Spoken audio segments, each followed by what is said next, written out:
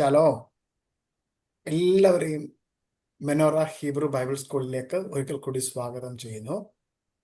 നമുക്ക് ഇന്നത്തെ ക്ലാസ് ആരംഭിക്കാം. ഇന്നത്തെ ക്ലാസ് ആരംഭിക്കുന്നതിന് മുൻപായിട്ട് കർത്താവിൻ്റെ പ്രിയപ്പെട്ട അഭിഷിക്തൻ പാസ്റ്റർ മെറോജ് എഡ്വേർഡ് കടന്നു വന്ന് ഒരു നിമിഷം പ്രാർത്ഥിച്ച് നമുക്ക് ക്ലാസ് ആരംഭിക്കാവുന്നതാണ്. പിതാവെ, ഞങ്ങൾ ഒരുമിച്ച് മനസ്സിൽ ലഭിച്ച സ്തോത്രം പറഞ്ഞ് പ്രാർത്ഥിക്കുന്നു. നല്ല സമയത്തിനായിട്ട് ഞങ്ങൾക്ക് നന്ദി പറയുന്ന കർത്താവെ, കഴിഞ്ഞ ചില മാസങ്ങളായി ഞങ്ങൾക്ക് ഒരുമിച്ച് കർത്താവെ ഹീബ്രു ഭാഷ പഠിക്കുവാൻ ഞങ്ങൾക്ക് ഒരുക്കിയ അവസരങ്ങൾക്കായി ഞങ്ങൾക്ക് നന്ദി പറഞ്ഞ് പ്രാർത്ഥിക്കുന്നു. കർത്താവെ, പഠിക്കുന്ന കാര്യങ്ങളെല്ലാം ഞങ്ങളുടെ ജീവിതത്തിൽ ഹൃദയസ്ഥമായി തീരുവാൻ, അതിനകത്തുള്ളതായ ക്രിസ്തുവിന്റെ വെളിപ്പാടുകളെ സ്വീകരിക്കുവാൻ അങ്ങ് ഞങ്ങളെ സഹായിക്കണമെന്ന് പ്രാർത്ഥിക്കുന്നു. അനേകർക്ക് മറിഞ്ഞു കിടക്കുന്ന ആ ക്രിസ്തു വെളിപ്പാടുകൾ കർത്താവ് ഓരോ അക്ഷരങ്ങളിലൂടെയും ഞങ്ങളുടെ ജീവിതത്തിൽ അത് വെളിപ്പെട്ട് വരുവാൻ ഞങ്ങൾക്കത് മനസ്സിലാക്കുക. ഞങ്ങളുടെ ശുശ്രൂഷകൾക്കകത്ത്, ഞങ്ങളുടെ പഠനങ്ങൾക്കകത്ത്, അത് ഞങ്ങളുടെ ആത്മീയ ജീവിതത്തിനകത്ത് ഒരു വലിയ വർധനവിന് ദൈവത്തിന്റെ ആത്മാവ് ഇതെല്ലാം കാരണമാക്കുന്ന കൃപകൾക്കായി ഞങ്ങൾ ഒരുമിച്ച് സ്തോത്രം ചെയ്ത് പ്രാർത്ഥിക്കുന്നു. വിശേഷ ക്ലാസ് എടുക്കുന്ന അലോഷ്യസ് സാറിനെ ഞങ്ങൾ ഒരുമിച്ച് പ്രാർത്ഥിക്കുന്നു. ഞങ്ങളുടെ ദാസനമേൽ കർത്താവ് കൊടുത്ത ദൈവിക ദർശനങ്ങൾക്കായി സ്തോത്രം, ദൈവിക കാഴ്ചപ്പാടുകൾക്കായി സ്തോത്രം. കർത്താവ് തിരക്കുകളിടയിലെല്ലാം കർത്താവെ സമയം കണ്ടെത്തി പഠിപ്പിക്കാൻ ആവശ്യമായിരിക്കും ദൈവകൃപയും ആഗ്രഹമെല്ലാം കർത്താവ് കൊടുക്കുന്ന കൃപയ്ക്കായി സ്തോത്രത്തിന്റെ എല്ലാം പ്രതിഫലങ്ങൾ കർത്താവ് നൽകി മാനിക്കണമെന്ന് പ്രാർത്ഥിക്കുന്നു. ജോയിൻ ചെയ്ത എല്ലാ പ്രിയപ്പെട്ടവർക്കായി ഞങ്ങൾ പ്രാർത്ഥിക്കുകയാണ്. എല്ലാവരും കർത്താവ് അനുഗ്രഹിക്കണമേ. ഞങ്ങൾക്ക് ഈ ക്ലാസ്സുകളെല്ലാം ഞങ്ങളുടെ ജീവിതത്തിൽ വളരെ അനുഗ്രഹത്തിന് കാരണമായി തീരുവാൻ, ദൈവത്തിന്റെ വ്യാപ്തി അത് മുഖാന്തരം ഉണ്ടാകുവാൻ അങ്ങടിയാക്കണമെന്ന് പ്രാർത്ഥിക്കുന്നു. എല്ലാ മാനമഹത്വം ഞങ്ങൾ അങ്ങ് തരികയാണ്. സകല ഞങ്ങൾക്ക് ജീവൻ വെച്ച യേശുവിൻ നാമത്തിൽ തന്നെ. ആമേൻ. അമേൻ, അമേൻ, അമേൻ. ഇപ്പോ വളരെ സന്തോഷത്തോടെയുള്ളൊരു സായന്തനമാണ്. അനേക പ്രിയപ്പെട്ടവര് നമ്മുടെ ക്ലാസ്സിൽ ഇപ്പൊ കടന്നു വന്നിട്ടുണ്ട്.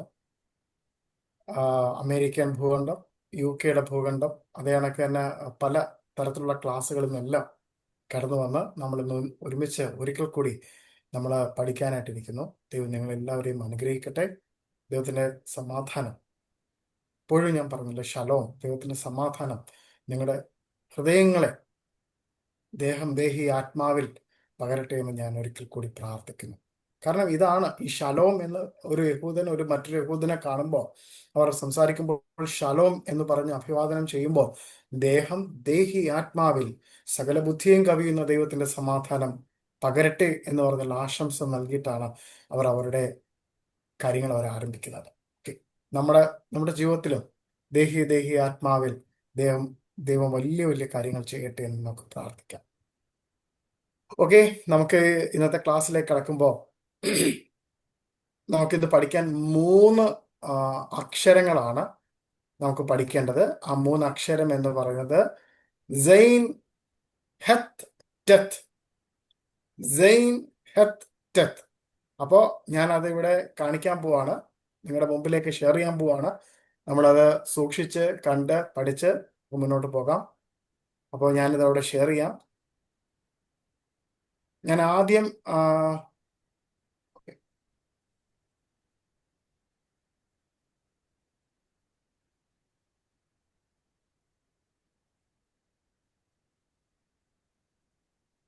സോറി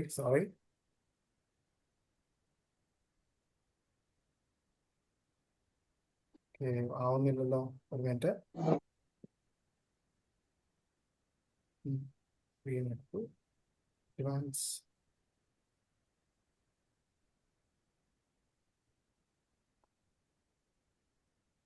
ഓക്കെ,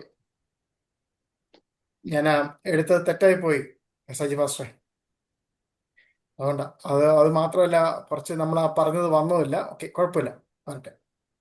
അപ്പോ എല്ലാവർക്കും കാണാൻ കഴിയുമെന്ന് ഞാൻ വിശ്വസിക്കുന്നു. ഇവിടെ സൈൻ എഴുതിയിട്ടുണ്ട്, ഹെത്ത് എഴുതിയിട്ടുണ്ട്, ടെത്ത് എഴുതിയിട്ടുണ്ട്. നമുക്ക് ആദ്യം സൈൻ നോക്കാം. സൈൻ കണ്ടോ, അതെങ്ങനെയാണ് ഉച്ചരിക്കുന്നതെന്ന് ഞാൻ മലയാളത്തിൽ എഴുതിയിട്ടുണ്ട്. മത്സ്യത്തിന്റെ ആ തായും സായും കൂടെ കണക്ട് ചെയ്തിട്ടുള്ള അക്ഷരമാണ് സയ്യൻ. പക്ഷെ മലയാളത്തിൽ നമുക്ക് അങ്ങനെ ഒരു ഉച്ചാരണമാണ് കൊടുക്കാൻ കഴിയുന്നത്, സയ്യിൻ എന്നുള്ളത്. അപ്പോൾ അത് താഴെ നിങ്ങൾ നോക്കിക്കഴിഞ്ഞാൽ അത് ഏർലി ഹീബ്രുവില്, അതായത് വളരെ പ്രാചീനമായ എബ്രായ ഭാഷയിൽ അത് എഴുതുന്ന രീതി എൻ്റെ അത് കാണിച്ചിട്ടുണ്ട്. അതേപോലെ തന്നെ മിഡിൽ ഹീബ്രുവിലും നിങ്ങൾക്കത് കാണുവാൻ കഴിയും. അത് ലേറ്റ് ഹീബ്രുവിലും കാണുവാൻ കഴിയും. അത് കണക്കിന് മോഡേൺ ഹീബ്രുവിലും. ഈ ഏർലി ഹീബ്രുവിലും മിഡിൽ ഹീബ്രുവിലും നിങ്ങൾ കാണുമ്പോൾ എന്ത് രീതിയിലുള്ള ഒരു ചിത്രമാണ് നിങ്ങളുടെ മനസ്സിലേക്ക് വരുന്നത്? അതൊരു വലിയ പ്രധാനപ്പെട്ട കാര്യമാണ്. കാരണം അവിടെ നിങ്ങൾക്ക് കാണുവാൻ കഴിയുന്നത് ഒരു എന്താണ്, നുകത്തിന്റെ ഒരു ഷേപ്പ് നിങ്ങൾക്ക് കാണുവാൻ കഴിയുന്നുണ്ടോ എന്ന് എനിക്കറിയത്തില്ല. എന്നാൽ ഒരു നുകത്തിന്റെ ഷേപ്പ് അവിടെ ക്രിയേറ്റ് ആവുന്നുണ്ട്, സൈൻ എന്ന് പറഞ്ഞിട്ടുള്ള അതിൽ. അതിന്റെ ചിത്രാക്ഷരം എന്ന് പറയുന്നത് മാറ്റോക്ക്. അതായത് ഞാൻ നേരത്തെ പറഞ്ഞ നുകം എന്നൊരർത്ഥമുണ്ട്, സോഡ് എന്നുള്ള അർത്ഥമുണ്ട്, വാൾ. അതേ കണക്ക് ഷാർപ്പ് വെപ്പൺ, മൂർച്ചയുള്ള ആയുധം എന്നൊരർത്ഥമുണ്ട്. ഇതിന്റെ മീനിങ്ങിൽ തന്നെ നമുക്ക് വെപ്പൺ എന്ന് ഞാൻ കൊടുത്തിട്ടുണ്ട്, എന്നാൽ മറ്റൊരു അർത്ഥം കൂടെ, ആഹാരം എന്നുള്ളൊരു അർത്ഥമുണ്ട്. കാരണം ഈ നുകം കൊണ്ട് ഉഴുതുക, അങ്ങനെ കാളകളെ കൊണ്ട് പൂട്ടി ഉഴുതു കഴിഞ്ഞാൽ അത് നമുക്ക് എന്താ കിട്ടുന്നേ? നമുക്ക് വയലുകളിലൊക്കെ പണിയെടുത്താൽ നമുക്ക് വിഭവസമൃദ്ധമായ ആഹാരത്തിനുള്ള ശേഷി നമുക്കുണ്ടാവുന്നു, അല്ലേ? പിന്നെ ആയുധം എന്ന് പറയുന്നത് കട്ട് ചെയ്യാൻ ഉപയോഗിക്കുന്നുണ്ട്. ഓരോന്നും കട്ട് ചെയ്ത് ഷാർപ്പായിട്ട് കട്ട് ചെയ്തെടുക്കാനായിട്ട്. അപ്പോൾ നമ്മൾ പല തരത്തിലുള്ള ആഹാരങ്ങളും ഒക്കെ നമുക്ക് ആവശ്യത്തിന് നമുക്ക് എന്ത് വേണം, നമുക്ക് ഷാർപ്പായിട്ട് കട്ട് ചെയ്ത് എടുക്കേണ്ടതായിട്ടുണ്ട്. ഇപ്പോൾ മരങ്ങളിൽ നിന്നും ഉണ്ടാകുന്ന ഫലങ്ങൾ, ആ ഫലങ്ങളൊക്കെ വേണമെങ്കിൽ നമുക്ക് കട്ട് ചെയ്ത് വേണം എടുക്കാൻ. അതേപോലെ തന്നെ മാംസാദികളൊക്കെ നമുക്ക് അല്ലേ, നമ്മൾ കട്ട് ചെയ്തിട്ടല്ലേ എടുക്കുന്നത്. അപ്പൊ അതിനൊക്കെ ഉപയോഗിക്കുന്ന വളരെ ഷാർപ്പ് കട്ട് ചെയ്തെടുക്കുന്ന ഒരു അർത്ഥം കൂടി അതിനുണ്ട്.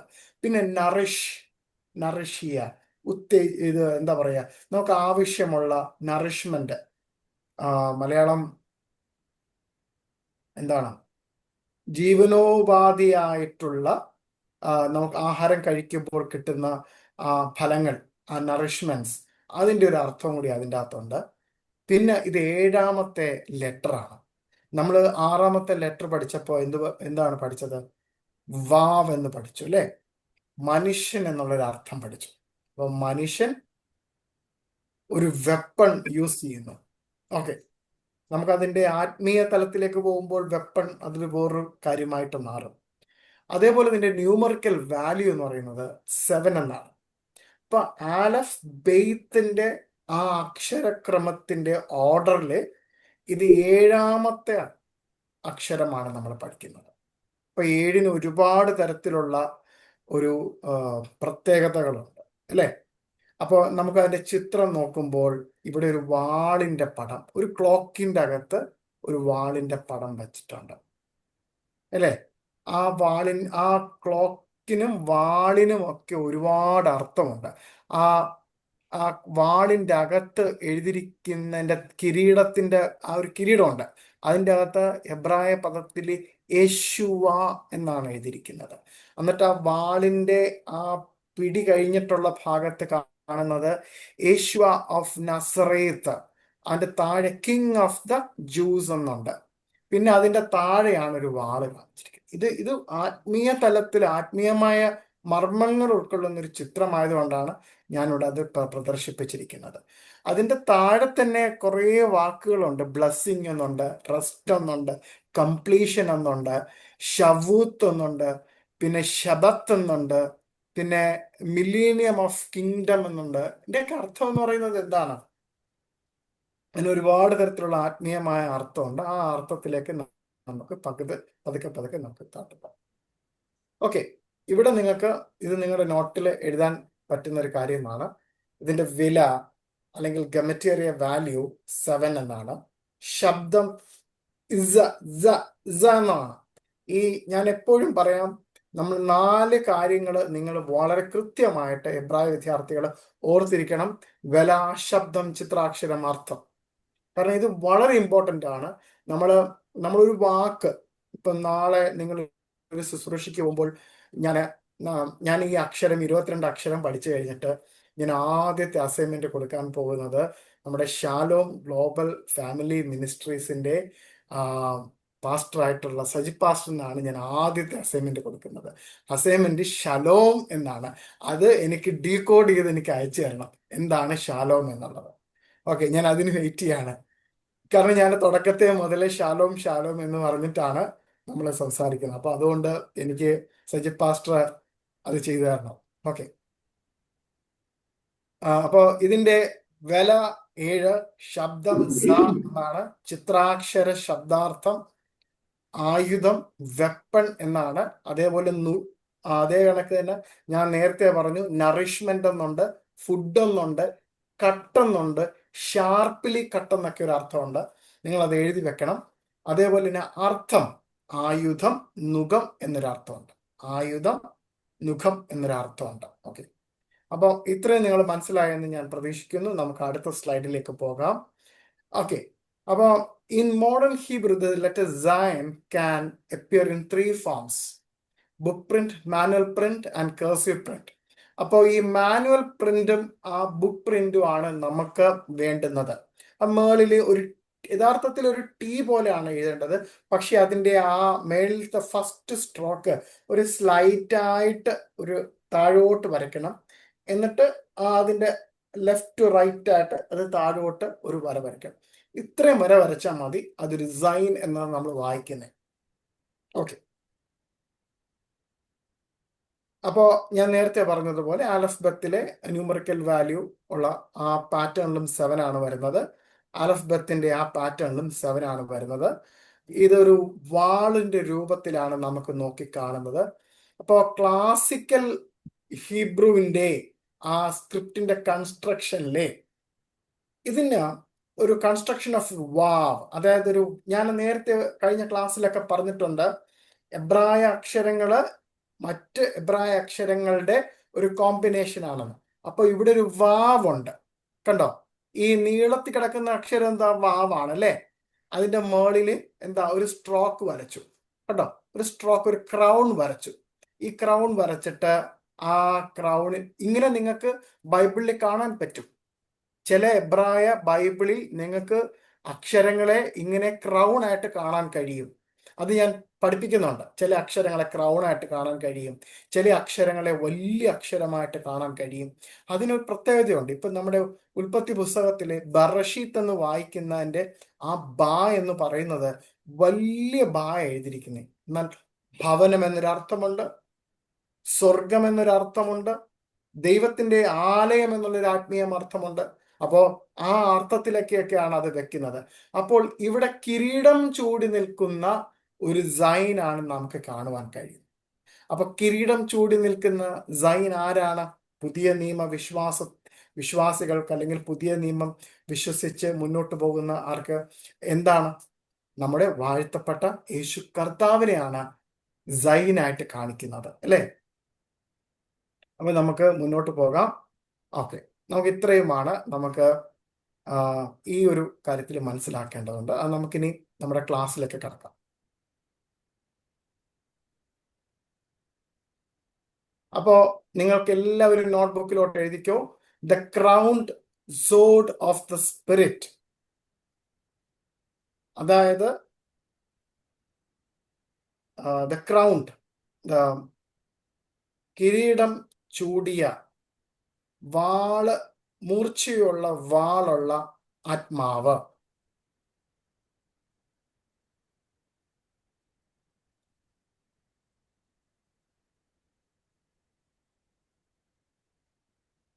അപ്പോൾ പിക്ടോഗ്രാഫിക് മീനിങ് എന്ന് പറഞ്ഞിട്ടുള്ള പേജിലാണ് നമുക്ക് എഴുതേണ്ടത്. നിങ്ങൾക്ക് അറിയാമല്ലോ, നമ്മുടെ ഓർഡർ അറിയാമല്ലോ. അപ്പോൾ 1 പിക്ടോഗ്രാഫിക് മീനിങ് സിമ്പൽ. അപ്പോൾ പുരാതനമായ ലിപി അക്ഷരത്തിൽ സൈൻ ഒരു ആയുധം ആയിട്ടാണ് നാം നോക്കിക്കാണുന്നത്. ആയുധം എന്ന് പറയുമ്പോൾ ഒരു വാള്, ഒരു കുന്തം അല്ലെങ്കിൽ ബ്ലേഡ് എന്നുള്ള ആ തരത്തിലേക്കൊക്കെയാണ് നമ്മൾ അതിനെ നോക്കിക്കാണുന്നത്. It come from the root of നിയാസ്. നിയാസ് എന്ന് പറഞ്ഞ ഒരു മൂലപദത്തിൽ നിന്നാണ് സൈൻ എന്നുള്ള വാക്ക് അല്ലെങ്കിൽ വാക്ക് രൂപപ്പെട്ടു വന്നിരിക്കുന്നത്. അതിന്റെ അർത്ഥം എന്ന് പറയുന്നത് ടു ആം, ടു എക്വിപ്പ്, സജ്ജമാക്കുക, തയ്യാറെടുക്കുക എന്നുള്ള അർത്ഥമാണ് അതിന് ആ പദത്തിന്റെ അർത്ഥം. നിയാസ്, NIYAZ, നിയാസ്. നുൻ, യോദ്,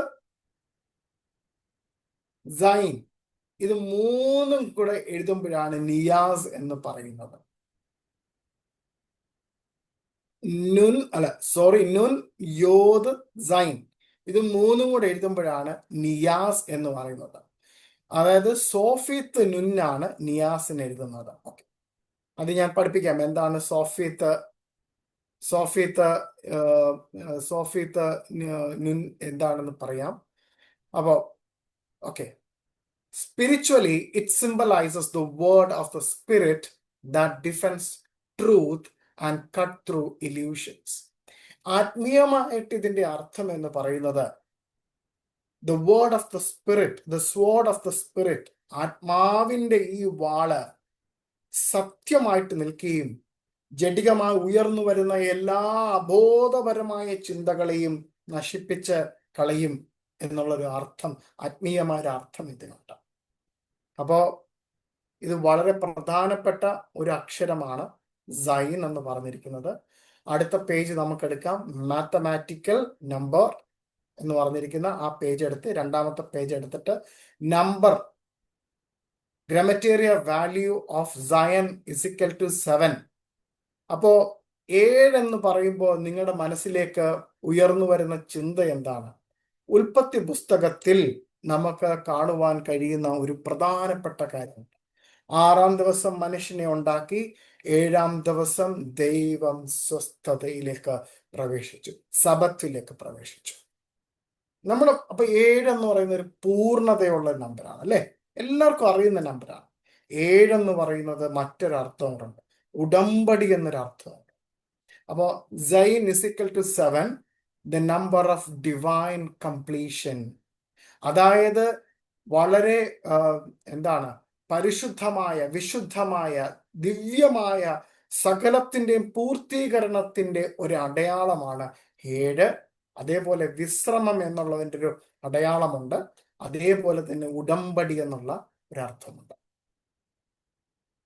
നമ്മൾ കാണാൻ കഴിയും ആഫ്റ്റർ 6 days ഓഫ് വർക്ക്, അതായത് ആഫ്റ്റർ 6 days, 6-ാം ദിവസം വാവ്, ആ 6-ാം ദിവസത്തിലുള്ള എല്ലാ പണികളും പൂർത്തിയാക്കിയിട്ട് 7-ാം ദിവസത്തിലേക്ക് ഒരു വലിയ ശബത്തിലേക്ക് കടന്നു.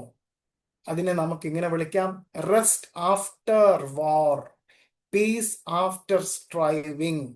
അതായത് എല്ലാത്തിൻ്റെയും ഒരു സമാധാനം, ഒരു ശാന്തത ഒക്കെയാണ് അവിടെ അത് കാണിക്കുന്നത് 7 എന്നുള്ളത്. The numerical link shows that true victory is rest. അതായത് ഈ ന്യൂമറിക്കൽ വാല്യൂവിന്റെ അർത്ഥം കാണിക്കുന്നത് പൂർണ്ണമായ ഒരു ജയത്തെക്കുറിച്ച് കാണിക്കുന്നു. When the sword is sheathed because the battle is won. അതായത് നമ്മൾ ഈ യുദ്ധത്തിലൊക്കെ പോകുമ്പോൾ എല്ലാ ഇതും കഴിഞ്ഞിട്ട് ഇങ്ങനെ ആ വാൾ ഉയർത്തി പിടിച്ച് നിൽക്കുന്ന ഒരു അവസ്ഥ ഉണ്ടല്ലോ, ഞാൻ സകലതും ജയിച്ചു എന്നൊരു കാണിക്കുന്നത്. അപ്പൊ അതിന്റെ ഒരു അർത്ഥമുണ്ട്, സകലതും പൂർത്തീകരിച്ചു, സകലതും നേടി, സകലതും പുനഃസ്ഥാപിച്ചു, സകലതും എല്ലാത്തിന്റെയും സമാപ്തിയിലേക്ക്, സ്വസ്ഥതയിലേക്ക് നിർത്തി എന്നുള്ള ഒരു വലിയൊരു കാഴ്ചപ്പാട്, ഒരു അർത്ഥം 7 എന്നുള്ള സംഖ്യയിലുണ്ട്. നമ്മൾ ഇതിന്റെ വളരെ വളരെ വളരെ ആഴത്തിലുള്ള വിശദീകരണങ്ങളുണ്ട്. നമ്മുടെ ക്ലാസ്സുമായി ബന്ധപ്പെട്ട് നമുക്ക് ഇവിടം വരെ നമുക്ക് നിൽക്കാൻ പറ്റുകയുള്ളൂ. ഞാൻ നേരത്തെ കൂട്ടിയൊക്കെ എപ്പോഴും ക്ലാസ്സിൽ പറയുന്ന പോലെ അടുത്ത വർഷം ഒരു കൊല്ലത്തെ ക്ലാസ് ആണ്. അപ്പൊ അതിൻ്റെ അകത്ത് 7-നെ കുറിച്ചിട്ടുള്ള ആത്മീയ മർമ്മങ്ങൾ നമുക്ക് അതിൽ സംസാരിക്കാവുന്നതാണ്. അടുത്ത 3-ാമത്തെ പേജ് എടുത്തിട്ട് നിങ്ങൾ പ്രോഫറ്റിക് ലെയേർഡ് മീനിങ് അല്ലെങ്കിൽ പ്രാവചനികമായ അർത്ഥഘടനകൾ എന്നുള്ള, അല്ലെങ്കിൽ പ്രാവചനിക അർത്ഥം എന്ന് എഴുതിക്കും.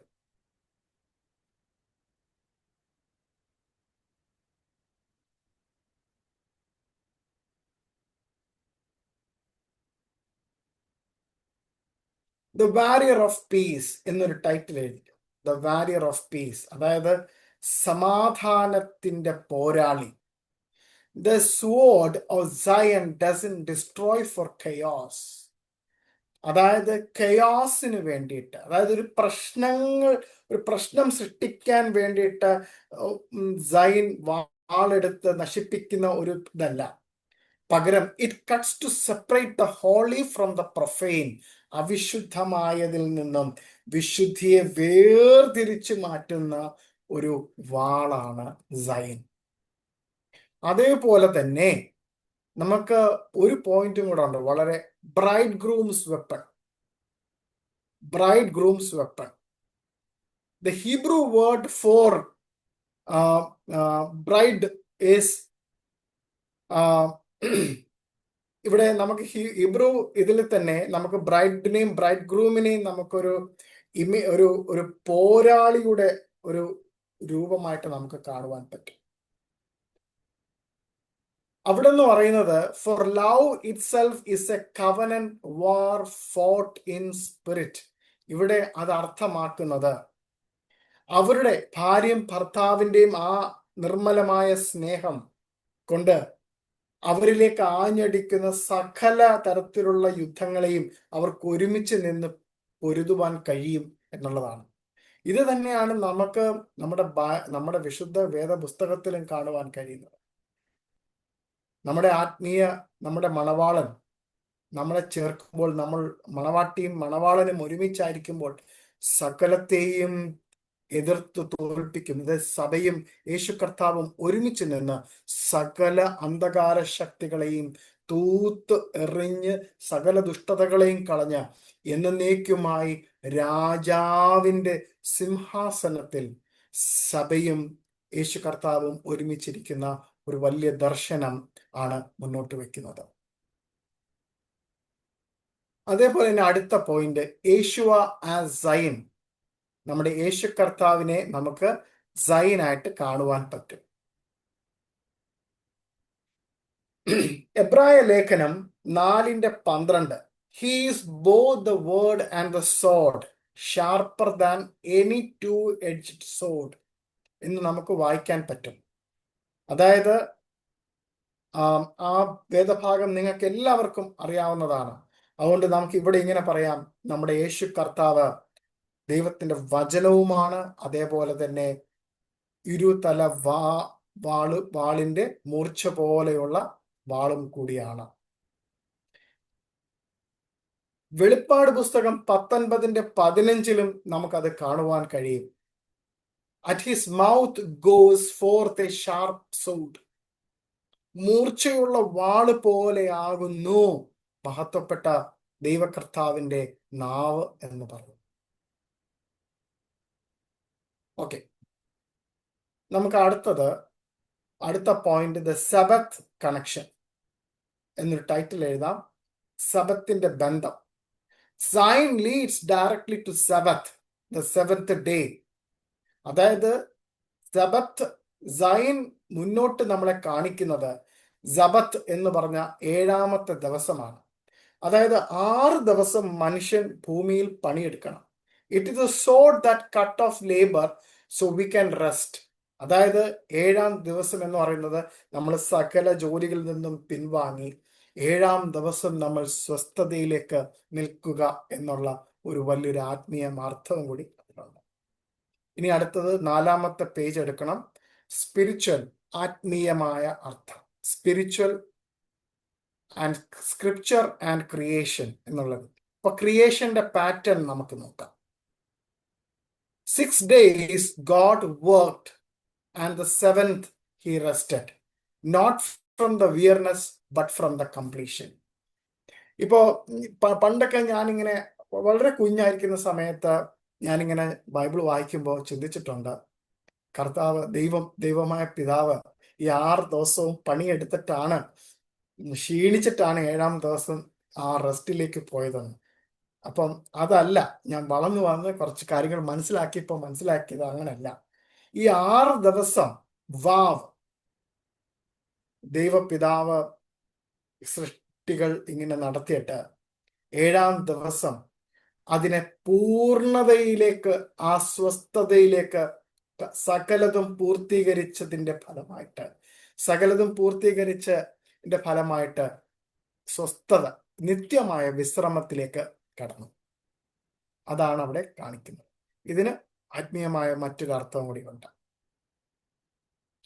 അതേപോലെ തന്നെ മറ്റൊരർത്ഥം സൈൻ എന്ന് പറഞ്ഞിരിക്കുന്ന ആ ഒരു അക്ഷരത്തിന്, അല്ലെങ്കിൽ ആ ഒരു ഇതിന് സ്പിരിച്വൽ വാർഫെയർ എന്നൊരു അർത്ഥം കൂടെ. Spiritual warfare. The sign is the divine weapon against the dark. അപ്പോൾ സൈൻ എന്ന് പറഞ്ഞിരിക്കുന്ന ഒരു ആത്മീയമായ ആയുധം അന്ധകാര ശക്തിക്കെതിരെയുള്ള ആയുധമാണ്. അത് ദൈവത്തിന്റെ വചനമാണ്, പ്രാർത്ഥനയാണ്, ആരാധനയാണ്, വിശ്വസ്തമായ ഉടമ്പടിയിലേക്ക് നമ്മളെ നയിക്കുന്നതാണ്. കുറച്ചും കൂടി ആഴത്തിലുള്ള ഒരു അർത്ഥവും കൂടി ഞാനിവിടെ പറയാം. Sign teach us to fight with peace, to wage war by standing in divine rest. നമ്മുടെ വേദപുസ്തകത്തിൽ ഒരു വാക്യമുണ്ട്, മിണ്ടാതെ ഇരുന്ന് ഞാൻ ദൈവമെന്നറിയുവിൻ. Be still and know that I am God. ഇതാണ് യഥാർത്ഥ സൈന്റെ ഒരു യുദ്ധം എന്ന് പറയുന്നത്. അതായത് നമ്മളെ പഠിപ്പിക്കുന്നത് ഇത്ര മാത്രമാണ്, നമ്മൾ സമാധാനത്തിലിരുന്ന് യുദ്ധം ചെയ്യുക എന്നുള്ളത്. ഒരു യുദ്ധത്തിലും ഒരു യുദ്ധതന്ത്രത്തിലും ഇങ്ങനെ ഒരു കാര്യമില്ല. ലോകത്ത് നടക്കുന്ന ഒരു യുദ്ധത്തിലും ഇങ്ങനെ ഒരു യുദ്ധതന്ത്രമില്ല. അതായത് മിണ്ടാതെ ഇരുന്ന്, നിശബ്ദമായിരുന്ന്, ദൈവത്തിന്റെ സ്വസ്ഥതയിലിരുന്ന്, ദൈവത്തിന്റെ ആ പ്രകാശത്തിലിരുന്ന്, ദൈവത്തിന്റെ കരുണയിലിരുന്ന്, ദൈവമെന്നറിഞ്ഞ്, ദൈവത്തെ സ്തുതിച്ച്, ദൈവത്തെ ആരാധിച്ച്, ദൈവവുമായിട്ട് അലിഞ്ഞു ചേർന്ന്, ദൈവത്തോട് പ്രാർത്ഥിച്ച്, ദൈവത്തിന്റെ വചനവുമായി ചേർന്നിരുന്നു കൊണ്ട് നമ്മൾ ഒരു യുദ്ധം ചെയ്യുന്നു. ഈ യുദ്ധം മറ്റാരും കാണുന്നില്ല.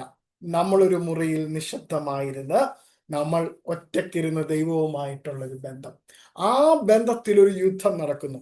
ആരും കാണാത്തൊരു നിശബ്ദമായ യുദ്ധം.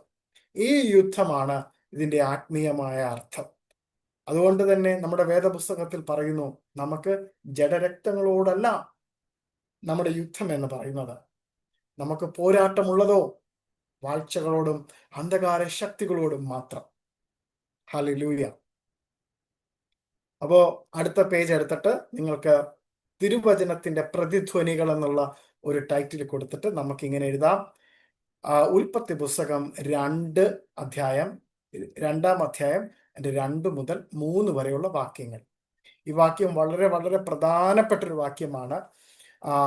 മനുഷ്യൻ ഇങ്ങനെ സൃഷ്ടിച്ചിട്ട് കഴിഞ്ഞിട്ട് ആ ഒന്നാമത്തെ 2-ന്റെ 1 കഴിഞ്ഞിട്ട് 2, 3 ഇങ്ങനെയാണ്. ഓൺ ദ 7th day, 7-ാം ദിവസം ദൈവം സകല പ്രവർത്തികളിൽ നിന്നും വിരമിച്ചിട്ട് ദൈവം സ്വസ്ഥതയിലേക്ക്, സബത്തിലേക്ക് കടന്നു.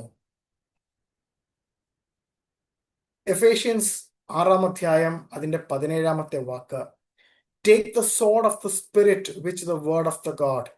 എല്ലാവർക്കും അറിയാവുന്ന ഒരു വചനമാണ്.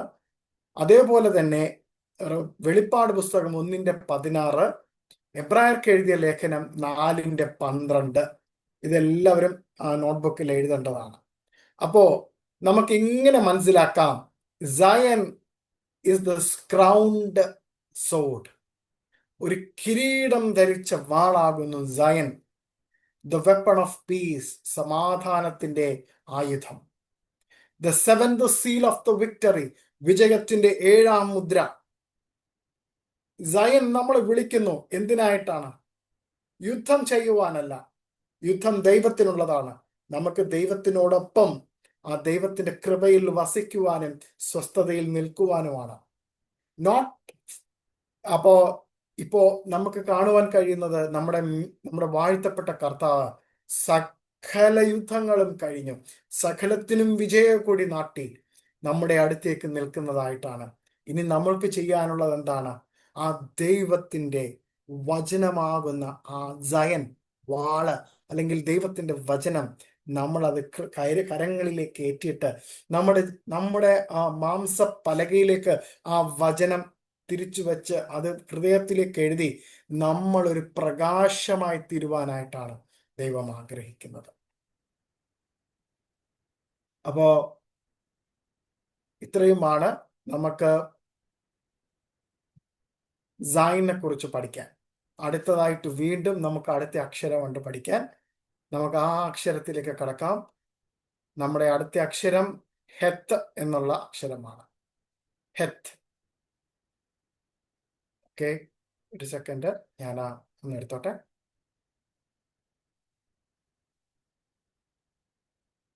Right.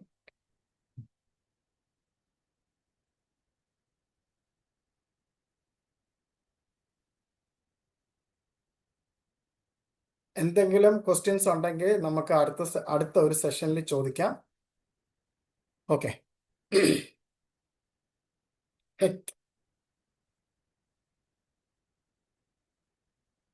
ഈ വാക്ക് പലപ്പോഴും തെറ്റിക്കുന്ന ഒരു വാക്കാണ്. വളരെ വളരെ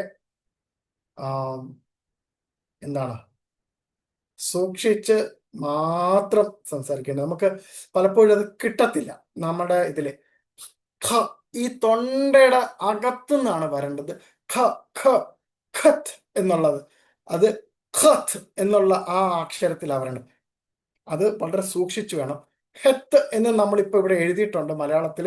അതിൻ്റെ ഒരു പരിമിതി കൊണ്ടാണ് ഞാൻ അങ്ങനെ എഴുതിയിരിക്കുന്നത്. ഹെത്ത് എന്നാണ് അതിൻ്റെ കറക്റ്റ് ആയിട്ടുള്ള ഉച്ചാരണം. അപ്പോൾ നമുക്ക് അതുമായിട്ട് ബന്ധപ്പെട്ടുള്ള കാര്യങ്ങൾ നോക്കാം. ഹെത്ത്.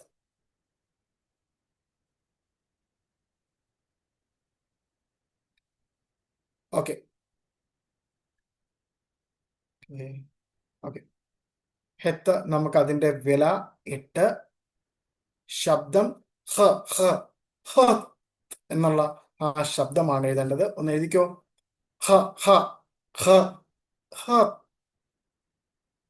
അതിൻ്റെ ചിത്രാക്ഷര ശബ്ദം മതിൽ എന്നൊരർത്ഥമുണ്ട്. അതിൻ്റെ അർത്ഥം വേർതിരിവ്, വേലി, തുടക്കം എന്നൊക്കെ ഒരു അർത്ഥമുണ്ട്. ഫെൻസ് എന്നൊക്കെ ഒരു അർത്ഥമുണ്ട്.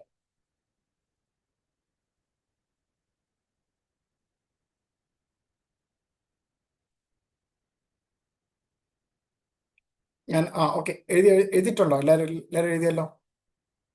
ഓക്കെ. ഞാൻ ഇവിടെ കാണിക്കുന്ന ഒരു അക്ഷരം നിങ്ങൾ കണ്ടോ? ഇത് ഈ താഴെ ഈ കാണുന്ന ഇവിടെ ഒരു വര ഞാൻ വരയ്ക്കാം. ഇവിടെ വരയ്ക്കാൻ പറ്റും നോക്കട്ടെ. ഇങ്ങനെ കണ്ടോ? ഈ ഒരു വര ഉണ്ടോ? ഈ 2 വരയും, ഇത് രണ്ടും 2 വാവാണ്. കണ്ടോ? 2 വാവാണ്.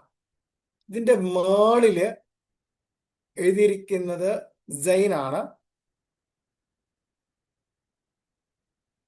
ഓക്കെ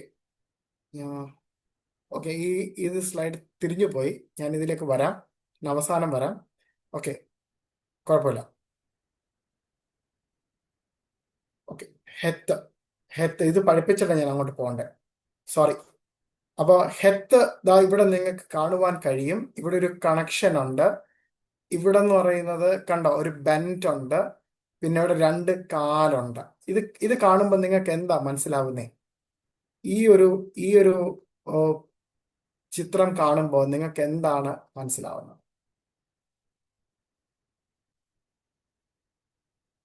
ഇത് ഒരു നുകത്തിന്റെ ഷേപ്പ് നിങ്ങൾക്ക് കിട്ടുന്നുണ്ടോ? നുകത്തിന്റെ ഷേപ്പ് നിങ്ങളുടെ മനസ്സിലേക്ക് അത് വരണം. കാരണം ഇത് 8ാമത്തെ ലെറ്ററാണ്. എബ്രായ അക്ഷരമാലയിലെ 8ാമത്തെ അക്ഷരമാണ്. അതിൻ്റെ ഗമറ്റേറിയ വാല്യൂ 8 തന്നെയാണ്. അതിന് ഹെത്ത് എന്നുള്ള ഒരു ഇത് വരും. മെത്ത് മെത്ത് എന്നുള്ള ആ ഒരു എന്നുള്ള ആ മെത്ത് എന്നുള്ള ആ ഒരു ശബ്ദത്തിന്റെ ആ റൈംസ് അവിടെ വരണം. And has the light has the sound of ഖ് as in the back. Back എന്ന് പറയുമ്പോൾ ഖ് ത്, അങ്ങനെയുള്ള ഒരു അക്ഷരം കൂടി കണക്റ്റ് ആണ് ഹെത്ത് എന്ന് പറയുന്നത്. നമുക്കത് എഴുതുമ്പോൾ അത് ഇങ്ങനെയാണ് എഴുതേണ്ടത്. കണ്ടോ? ഇങ്ങനെ വരച്ചിട്ട് ഇങ്ങനെ വരണം. എന്നിട്ട് ഇവിടെ ഒരു ചെറിയൊരു ഇത് കൊടുത്തിട്ട് താഴോട്ട് ഇങ്ങനെ വരയ്ക്കണം. കണ്ടോ? ഹെത്ത്. അതല്ലെങ്കിൽ ഞാൻ അവസാനം ഒന്നും കൂടെ ഇത് വരച്ച് കാണിച്ചു തരാം. അപ്പൊ നിങ്ങൾക്ക് കുറച്ചും കൂടി മനസ്സിലാവുന്ന രീതിയിൽ ഞാൻ ഒന്നും കൂടെ വരയ്ക്കാം. ഓക്കെ. അതിന്റെ ഗമറ്റേറിയ വാല്യൂ 8 ആണ്. പിക്ടോഗ്രാഫ് ഒരു ഏണിയുടെ പടം പോലെയാണ്. അതായത് ഇവിടെ ഒരു ഏണി പോലെയാണ് വെച്ചിരിക്കുന്നത്, പക്ഷേ ഇത് ഒരു വേർതിരിവാണ്, ഒരു സെപ്പറേഷൻ ആണ്. പിന്നെ കെറ്റ ഇവ്രി, അതിലും ആ ഒരു ഇത് കാണിച്ചിരിക്കുന്ന ഒരു നുകത്തിന്റെ പടം. ഇവിടെയും അതൊരു നുഖത്തിന്റെ പടമാണ്. ബുക്ക് ടൈപ്പിൽ വരുമ്പോൾ ഈ ഒരു രീതിയിലാണ് വരുന്നത്. Okay. The heth and the doorway of life. The word ഖായി. ഞാൻ ഖായി എന്ന് പറഞ്ഞാൽ ഇത് ഷോർട്ട് ഫോർ ഖായിം, ജീവിതം, ലൈഫ് എന്നെയാണ് ഇത് കാണിക്കുന്നത്. എന്നിട്ട് ഇത് കണ്ടോ, ഈ ഒരു ലെറ്റർ എന്ന് പറയുന്നത് ഒരു ഡോർവേയും കൂടെ ആയിട്ട് കാണിക്കുന്നത്. ഒരു ഡോറിന്റെ ഒരു പടം പോലെയാണ് നമുക്ക് കാണാൻ കഴിയുന്നത്. അപ്പോ പുറപ്പാട് പുസ്തകം 12:7 the blood of the lamb was dabbed during the first Passover. പെസഹായുടെ ആദ്യത്തെ ദിവസം കുഞ്ഞാടിന്റെ രക്തം കട്ടളപ്പടിയിലും അവിടെ എല്ലാം പുരട്ടി. കണ്ടോ, അതായിട്ടും ഇതിനെ കാണിക്കുന്നുണ്ട്. ഒരു തുടക്കം, എല്ലാത്തിൻ്റെയും ഒരു തുടക്കം. ഞാൻ 8-നെ കുറിച്ച് പറയാം. 7-ാം ദിവസം സ്വസ്ഥതയിലേക്ക് പോയി, വിശ്രമമായി, അല്ലേ? 8-ലേക്ക് വന്നപ്പോ എന്തായി? വീണ്ടും ഒരു തുടക്കം. ഇറ്റ്സ് എ ബിഗിനിങ് എന്നൊരു അർത്ഥം കൂടെ ഉണ്ട്. 8-ന് അങ്ങനെ ഒരു അർത്ഥം കൂടെ ഉണ്ട്. ഇറ്റ്സ് എ ബിഗിനിങ് എന്നൊരു അർത്ഥം കൂടെ ഉണ്ട്. അപ്പോ നിങ്ങൾക്ക് എല്ലാവർക്കും അറിയാവുന്ന ഒരു വാക്യമാണ്, എൻ്റെ നുകം എന്നോട് ചോദിച്ച് എന്നോട് പഠിപ്പീൻ, എൻ്റെ നുകം ലഘുവും മൃദുവും ആകുന്നു. ഓക്കെ, ഞാൻ ഈ നേരത്തെ ആ ഒരു പടം കാണിച്ചു, ആ പടത്തിലേക്ക് ഞാൻ തിരിച്ചു പോകാം. ഇവിടെ നമുക്ക് കാണുവാൻ കഴിയുന്ന ഒരു നുകത്തിന്റെ പടമാണ് ഈ മേളില്. ഇവിടെ എന്ന് പറയുന്നത് ഒരു മനുഷ്യൻ. ഇതിന്റെ ഇങ്ങനെയാണ്, ഇങ്ങനെ ചിന്തിക്കണം. ഇവിടെ ഒരു മനുഷ്യനുണ്ട്. ആ മനുഷ്യൻ എന്ത് ചെയ്യുന്നു? He's with the സോഡ് of the spirit. ദൈവത്തിന്റെ വാളുമായിട്ട് ഇവിടെ നിൽക്കുന്നു. ഇവിടെ വേറൊരു മനുഷ്യനുണ്ട്, അല്ലെ? ഈ മനുഷ്യന്റെ മേളില് ഒരു ഒരു ഒരു നുകമുണ്ട്. അപ്പൊ ഈ നുകം, ഈ ഭാരമുള്ള നുകം, ഈ ഭാരമുള്ള അവശതയുള്ള നുകം എങ്ങോട്ടാ ചേർത്ത് വെക്കണ്ടേ? വചനമെന്ന ആത്മാവ് ധരിച്ചു നിൽക്കുന്ന ഒരു മനുഷ്യനിലേക്ക് നമുക്ക് ചേർത്ത് വെക്കണം. ആ ചേർത്ത് വെക്കുമ്പോഴാണ് നമ്മുടെ നുകം ലഘുവും ഭാരവും കുറഞ്ഞതായിട്ട് നമുക്ക് അനുഭവപ്പെടുന്നത്, നമുക്ക് മുന്നോട്ട് പോകാൻ കഴിയുന്നത്. ഇവിടെ നമുക്ക് കാണുവാൻ കഴിയുന്നത് ഈ ഒരു വാവിനെ നമുക്ക് കാണുവാൻ കഴിയും. ആ വാവ് എന്ന് പറയുന്നത് ഒരു മനുഷ്യനാണ്. ആൻഡ് അപ്പുറത്തൊരു മനുഷ്യൻ ഇപ്പോൾ ഉണ്ട്. And he is represent the crowned man. Holy സ്പിരിറ്റിന്റെ വാളുള്ള ഒരു മനുഷ്യനെ നമുക്ക് അപ്പുറത്ത് കാണുവാൻ കഴിയും. അതെന്ന് പറയുന്നത് നമ്മുടെ വാഴ്ത്തപ്പെട്ട യഹോശുവയാണ്. ഈ യഹോശുവയുടെ ശിഷ്യനാകുമ്പോൾ നമ്മുടെ ആ നുകം യഹോശുവയിലേക്ക് ചേർത്ത് വെച്ച് കഴിയുമ്പോൾ നമുക്കും നമ്മുടെ നുകം ലഘുവും അതേപോലെ തന്നെ സിമ്പിളുമായിട്ട് തോന്നും. നമുക്ക് കർത്താവിന്റെ യഹോശുവയുടെ ദൈവത്തിന്റെ വചനം അനുസരിച്ച് നമുക്ക് നടക്കുവാൻ പറ്റും. ഓക്കെ, ഞാൻ ഇതാണ് കാണിച്ചത്. ഇതിന്റെ എക്സ്പ്ലനേഷൻ ആണ് അവിടെ ഞാൻ കൊടുത്തിരിക്കുന്നത്, ഹെത്തിന്റെ. ഓക്കെ, ഈ ഭാഗം എന്ന് പറയുന്നത് ഈ ഭാഗം എന്ന് പറയുന്നത് ദൈവപുരുഷനും ഇപ്പുറത്തെ ഭാഗം കാണിച്ചിരിക്കുന്നത് മനുഷ്യനുമായിട്ടാണ്. ഓക്കെ, അപ്പോൾ നമുക്ക് ഇതിന്റെ എക്സ്പ്ലനേഷനിലേക്ക് പോകാം. ഓക്കെ,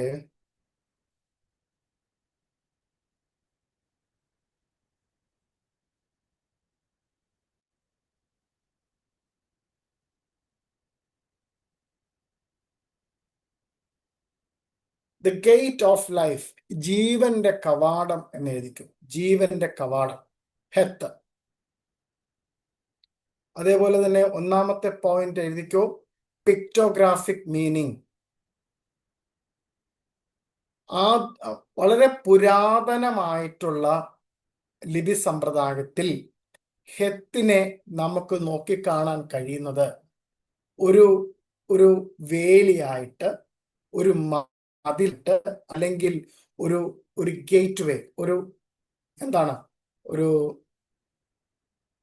അകത്തേക്കും പുറത്തേക്കും കടന്നു വരുവാൻ കഴിയുന്ന ഒരു കവാടമായിട്ട് കാണുവാൻ കഴിയും.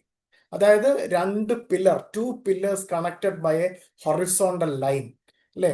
2 പില്ലർ ഇങ്ങനെ ഹൊറിസോണ്ടൽ ലൈനിൽ കണക്ട് ചെയ്ത് വെച്ചിരിക്കുന്നതായിട്ട് പോലെയാണ് ഹെത്തിനെ നമുക്ക് കാണുവാൻ കഴിയുന്നത്. It symbolises A doorway or boundary. അവിടെ കാണുവാൻ കഴിയുന്നത് ഒരു ഡോർവേ, ഒന്നെങ്കിൽ ഒരു കവാടം, അതല്ലെങ്കിൽ ഒരു അതിര് പോലെ നമുക്ക് കാണുവാൻ കഴിയുന്നു. അതായത് something that separates what is inside and from what is outside. നമ്മളെ അകത്തുനിന്നും പുറത്തുനിന്നും നമ്മളെ വേർതിരിച്ച് നിർത്തുന്ന ഒരു ഒരു കവാടം അല്ലെങ്കിൽ ഒരു അതിർത്തിയായിട്ട് ഹെത്തിനെ നമുക്ക് കാണുവാൻ കഴിയും. Spiritually it represents the threshold between death and life. ആത്മീയമായിട്ട്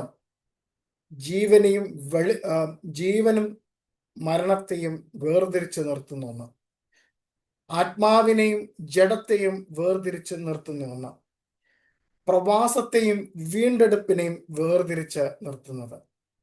ഇത് മൂന്ന് കൂട്ടം കാര്യങ്ങളാണ് ഹെത്തിൽ നമുക്ക് കാണുവാൻ കഴിയുന്നത്. അടുത്ത പേജ് എടുക്കാം. Mathematical number 8, mathematical or gematria value എന്ന് എഴുതിയിട്ട് 8 എന്ന് എഴുതാം. ദ നമ്പർ ഓഫ് ന്യൂ, പുതിയ തുടക്കങ്ങളുടെ ആരംഭം എന്നൊരർത്ഥമുണ്ട്. അല്ലെങ്കിൽ എന്താ പറയാ, ഒരു സ്ഥലത്ത് നിന്നും മറ്റൊരു സ്ഥലത്തിലേക്ക് എന്താ പറയാ, ട്രാൻസെൻഡൻസ് ചെയ്തു പോകുന്ന ഒരു അനുഭവം അതിൽ കാണുവാൻ കഴിയും.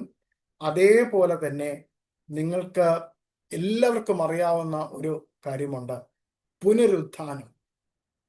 ഒരു പുനരുത്ഥാനം അവിടെ കാണുവാൻ കഴിയും. അതായത് മരിച്ച് അടക്കപ്പെട്ട് എഴുന്നേറ്റ് പോകുന്ന ഒരവസ്ഥ.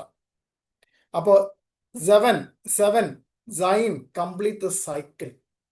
അതായത് 7 എന്ന് പറയുന്നത് ആ ഒരു സൈക്കിൾ ഇങ്ങനെ കംപ്ലീറ്റ് ചെയ്തതാണ് സൈൻ, നമ്മൾ നേരത്തെ പഠിച്ചത്. പക്ഷെ 8ലേക്ക് വരുമ്പോൾ വീണ്ടും 8 begins again but on higher plane. അതായത് ആ ഒരു സൈക്കിൾ കംപ്ലീറ്റ് ചെയ്ത് അവിടെ നിൽക്കുമല്ല, അടുത്തത് വീണ്ടും അതിനേക്കാളും ഉയരത്തിലുള്ള ഒരു ദിശയിലേക്ക് അത് മാറുന്നൊരവസ്ഥയാണ് ഹെത്ത് എന്നുള്ള ആ അക്ഷരത്തിൽ നമുക്ക് കാണുവാൻ കഴിയും. It is a number of circumcision. പരിച്ഛേദനയുടെ ഒരു അടയാളമുള്ള നമ്പറാണ് 8ാമത്തെ സംഖ്യ. The performed on 8th day. പരിച്ഛേദന ഏൽക്കുന്നത് 8ാം നാളില്. നോഹയുടെ 8 ആത്മാക്കൾ ആൻഡ് യഹോശുവാസ് resurrection on the first day of the new week. അതായത് വാഴ്ത്തപ്പെട്ട നമ്മുടെ കർത്താവ് ഉയർത്തെഴുന്നേറ്റത് ഹല്ലേലൂയ on the first day of the ആഴ്ചവട്ടത്തിന്റെ ആ നാളിലാണ്. The 8th day in the spiritual time. കാരണം അവിടെ 7 ദിവസം കഴിഞ്ഞ് അടുത്ത ദിവസം അതൊരു 8ാം നാളിലേക്ക്, ഒരു പുതിയൊരു തലത്തിലേക്ക്, ഒരു പുതിയൊരു തുടക്കത്തിലേക്ക്, പുതിയൊരു മഹിമയിലേക്ക് ഉയർത്തെഴുന്നേൽക്കുന്നതായിട്ടും നമ്മൾക്ക് കാണുവാൻ കഴിയും. അടുത്തത് 3ാമത്തെ അർത്ഥം നമുക്ക് എഴുതാം, ദ പ്രോഫറ്റിക്കൽ ലെയർഡ് മീനിങ്. ഞാൻ നേരത്തെ പറഞ്ഞല്ലോ, ഇതൊരു ഡോറായിട്ട് നമുക്ക് കാണുവാൻ കഴിയും അല്ലെ. 2 തൂണുകളും മേളിൽ ഹൊറിസോണ്ടൽ ആയിട്ടുള്ള ഒരു ഇതും കൂടെ വെക്കുമ്പോൾ ഒരു കവാടമായിട്ട് നമുക്ക് കാണുവാൻ കഴിയും. ഈ പ്രത്യേകിച്ച് യഹൂദന്മാരുടെയൊക്കെ കഴുത്തിൽ ഒരു നെക്ലസ് അല്ലെങ്കിൽ ഒരു മാല അവർ ഇടാറുണ്ട്. അതിൽ ഈ യോതും ഈ പറഞ്ഞിരിക്കുന്ന ഹെത്തും കൂടെ ചേർത്ത് ഒരു ലോക്കറ്റ് അവരിടും. അതിന്റെ അർത്ഥം എന്ന് പറയുന്നത് ഖായി എന്നുള്ള അർത്ഥം എന്ന് വെച്ചാൽ ജീവൻ എന്നാണ്. ഖായി അത് ഹെത്ത് എന്നുള്ള ആ അക്ഷരത്തിലാണ് ആരംഭിക്കുന്നത്. അതായത് ഹെത്തും ഒരു യോതും കൂടെ ചേർത്ത് വെച്ചിട്ടുള്ള ഇതാണ്. നിങ്ങൾ ഗൂഗിളിൽ ഒന്ന് സെർച്ച് ചെയ്താൽ ആ പടം കിട്ടും. അവരതിൻ്റെ ലോക്കറ്റ് ഇങ്ങനെ ഇടും. അതിൻ്റെ അർത്ഥം ജീവൻ എന്നാണ്, ഹെത്ത്, ഖൈ എന്നാണ്. It teaches that the true life is only found through the covenant gate. അത് പഠിപ്പിക്കുന്നത്, അത് നമ്മളെ മനസ്സിലാക്കിപ്പിക്കുന്നത് ഒറ്റ കാര്യമേ ഉള്ളൂ. നമ്മുടെ ജീവിതം, നമ്മുടെ യഥാർത്ഥ ജീവിതം നമ്മൾ ആരംഭിക്കുന്നത് ആ ഉടമ്പടിയുടെ കവാടത്തിൽ നിന്നുകൊണ്ട് അവിടുന്നാണ് നമ്മുടെ പുതിയ ജീവിതം തുടങ്ങുന്നത്. എവിടെയാണോ നമ്മൾ ഉടമ്പടിക്ക് കൈ കൊടുക്കുന്നത്, എവിടെയാണോ ദൈവത്തിന്റെ ഉടമ്പടിയിൽ നമ്മൾ പിടിക്കുന്നത്, അവിടുന്നാണ് നമ്മുടെ ഒരു പുതിയ ജീവിതം ആരംഭിക്കുന്നത്. അതുകൊണ്ട് തന്നെയാണ് നമ്മുടെ വിശുദ്ധ വേദപുസ്തകത്തിൽ നമുക്ക് കാണുവാൻ കഴിയുന്നത്. നമ്മൾ ഇന്ന് നമ്മുടെ യേശു കർത്താവിനെ വാ കൊണ്ട് നമ്മൾ മനഃപൂർവമായിട്ട് ഹൃദയംഗമമായിട്ട് നമ്മൾ ഏറ്റുപറയുന്ന ആ നിമിഷം തന്നെ നമ്മൾ ദൈവരാജ്യത്തിനും ദൈവത്തിന്റെ കയ്യിലും പിടിച്ചിട്ട് നമ്മൾ ഒരു ഉടമ്പടിക്ക് നമ്മൾ പാത്രമാവുകയാണ്. ഒരു പുതിയൊരു വെളിച്ചത്തിലേക്ക് നമ്മൾ കടക്കുകയാണ്. എക്സോഡസ്, പുറപ്പാട് പുസ്തകം 12-ാം അധ്യായത്തിൽ the Israelites marked their door with blood, forming the shape of Heth, symbolizing passing from death to life. പുറപ്പാട് പുസ്തകം 12-ാം അധ്യായത്തിൽ ഇസ്രായേൽ ജനം അവരുടെ കട്ടളപ്പടിയില് രക്തം, ആട്ടുകൊറ്റന്റെ രക്തം അവർ തേക്കുന്നു. അത് ഒരു ഹെത്തിന്റെ ഒരു രൂപത്തിലാണ് അവർ അത് വരച്ചിരിക്കുന്നത്. അത് കാണിക്കുന്നത് മരണത്തിൽ നിന്നും ജീവനിലേക്കുള്ള അവരുടെ ഒരു ട്രാൻസിഷൻ ആണ്, ഒരു transition level. It's symbolising passing from death to life, മരണത്തിൽ നിന്നും ജീവനിലേക്കുള്ള ഒരു രൂപാന്തരണം.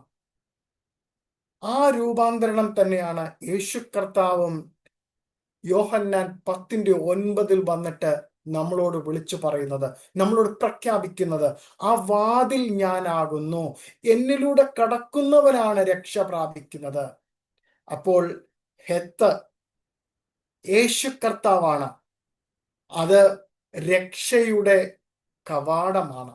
ആ രക്ഷയുടെ കവാടത്തിലൂടെ മാത്രമേ നമുക്ക് ഹല്ലേലൂയ, നമുക്ക് ദൈവസന്നിധിയിൽ കടന്ന് അബാ പിതാവേ എന്ന് വിളിക്കുവാൻ കഴിയുകയുള്ളൂ. അപ്പോ വാവും സൈനും ഇവിടെ ചേർന്നാണ് ഹെത്ത് വന്നിരിക്കുന്നത്. അതെങ്ങനെയെന്ന് വെച്ചാൽ ഈ വാവ് ഇങ്ങനെ എഴുതിയിട്ടുണ്ടല്ലോ, നമ്മുടെ സൈൻ എന്ന് പറയുന്ന അക്ഷരം എഴുതിയിട്ടുണ്ടല്ലോ. ഓക്കെ, ഞാൻ ഒന്ന് കാണിച്ചു തരാൻ പറ്റുമെങ്കിൽ നോക്കാം. ഓക്കെ, ഞാനൊന്ന് വൈറ്റ് ബോർഡ് എടുത്തോട്ടെ.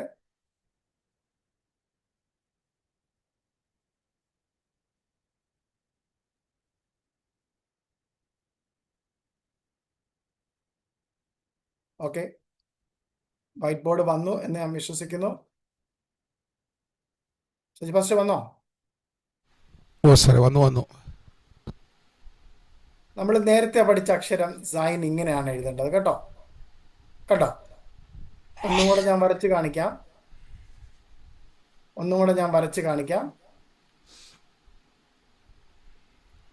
ഞാൻ വേറൊരു കളർ എടുക്കാം. കണ്ടോ, ഇങ്ങനെ ഒരു വര വരച്ചിട്ട് ഇങ്ങനെ വന്നിട്ട് കണ്ടോ,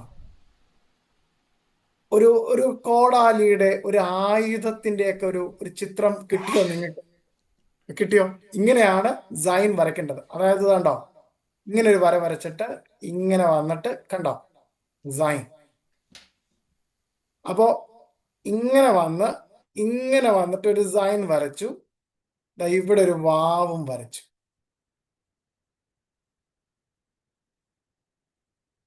ഇതെന്തുവായിരുന്നു? ഇതാണ് ഹെത്ത്. അപ്പൊ ഞാൻ ഈ വരയ്ക്കുമ്പോ ഇങ്ങനെ ഒരു സാധനം ഇവിടെ വരത്തില്ല. സോറി, ഞാനത് മായ്ച്ചു കളയാം. അതിന്റെ ഫോർമേഷൻ ആണ് കാണിച്ചിരിക്കുന്നത്. അതിന്റെ ഫോർമേഷൻ ഓഫ് ദ ലെറ്റർ ഇങ്ങനെ വന്നിട്ട് കണ്ടോ, ഈ ഒരു സാധനം ഇവിടെ വന്നു, ഇതിങ്ങനെ വന്നു. ഇതാണ് ആ വാതില് പോലെ നമുക്ക് കാണുന്നത് ഹെത്ത്. പക്ഷെ ഹെത്ത് വരയ്ക്കേണ്ടത് ഇവിടെ വന്നിട്ട് ഇവിടെ ഇങ്ങനെ ഈ ഭാഗം ഞാൻ ഈ റൗണ്ട് ഇട്ടിരിക്കുന്ന ഈ ഭാഗം നല്ല സ്മൂത്ത് ആയിട്ട് വരണം. ഒന്നുകൂടെ ഞാൻ പറയാം. ഇവിടെ വന്നിട്ട് ഇങ്ങനെ സ്മൂത്ത് ആയിട്ട് വരണം. ഇവിടെ വന്നിട്ട് നമുക്കിതാ ഉണ്ടോ ഷാർപ്പായിട്ട് കണ്ടോ. ഞാൻ ഒന്നും കൂടെ വരയ്ക്കാം. ഒന്ന് പ്രിയപ്പെട്ടവർ നോക്കിയിരിക്കണേ. ഇത് ഇങ്ങനെ വന്ന് ഇവിടെ സ്മൂത്ത് വരണം. പക്ഷെ ഇവിടെ വന്നിട്ട് കണ്ടോ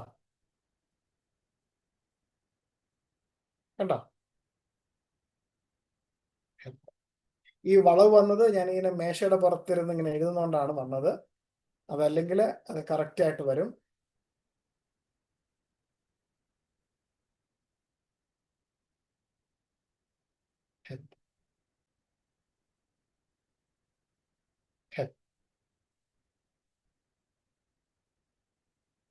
അപ്പോ രണ്ടക്ഷരവും മനസ്സിലായല്ലോ. ഒന്നും കൂടെ ഞാൻ സൈൻ വരച്ചു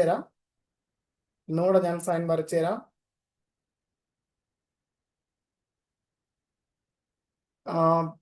പ്രിയപ്പെട്ടവർ, ഈ മൊബൈലിലുള്ള പ്രിയപ്പെട്ടവരൊന്നും അതിൽ തൊടല്ലേ. തൊട്ട് കഴിഞ്ഞാൽ എനിക്കിവിടെ വര വീഴും. അപ്പോൾ ദയവ് ചെയ്ത് നിങ്ങൾ ആരും ഇടയ്ക്ക് വരയ്ക്കൊന്നും ചെയ്യില്ല. മൊബൈലിൽ തൊടല്ലേ. ഇങ്ങനെ വരയ്ക്കുക. ഉണ്ടോ? ഇതാണ് സൈൻ. ഓക്കെ.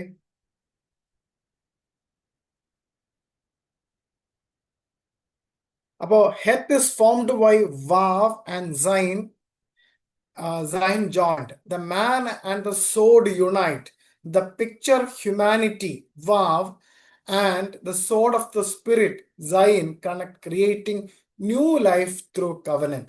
ഞാൻ നേരത്തെ പറഞ്ഞു, ഒരു സൈൻ അവിടെ നിന്ന് ഇങ്ങനെ വന്ന് നിൽക്കുന്നു വിത്തും നുകവുമായിട്ട്. ഇപ്പുറത്ത് ഒരു ഒരു വാവിനെ കാണാൻ പറ്റുന്നുണ്ട്.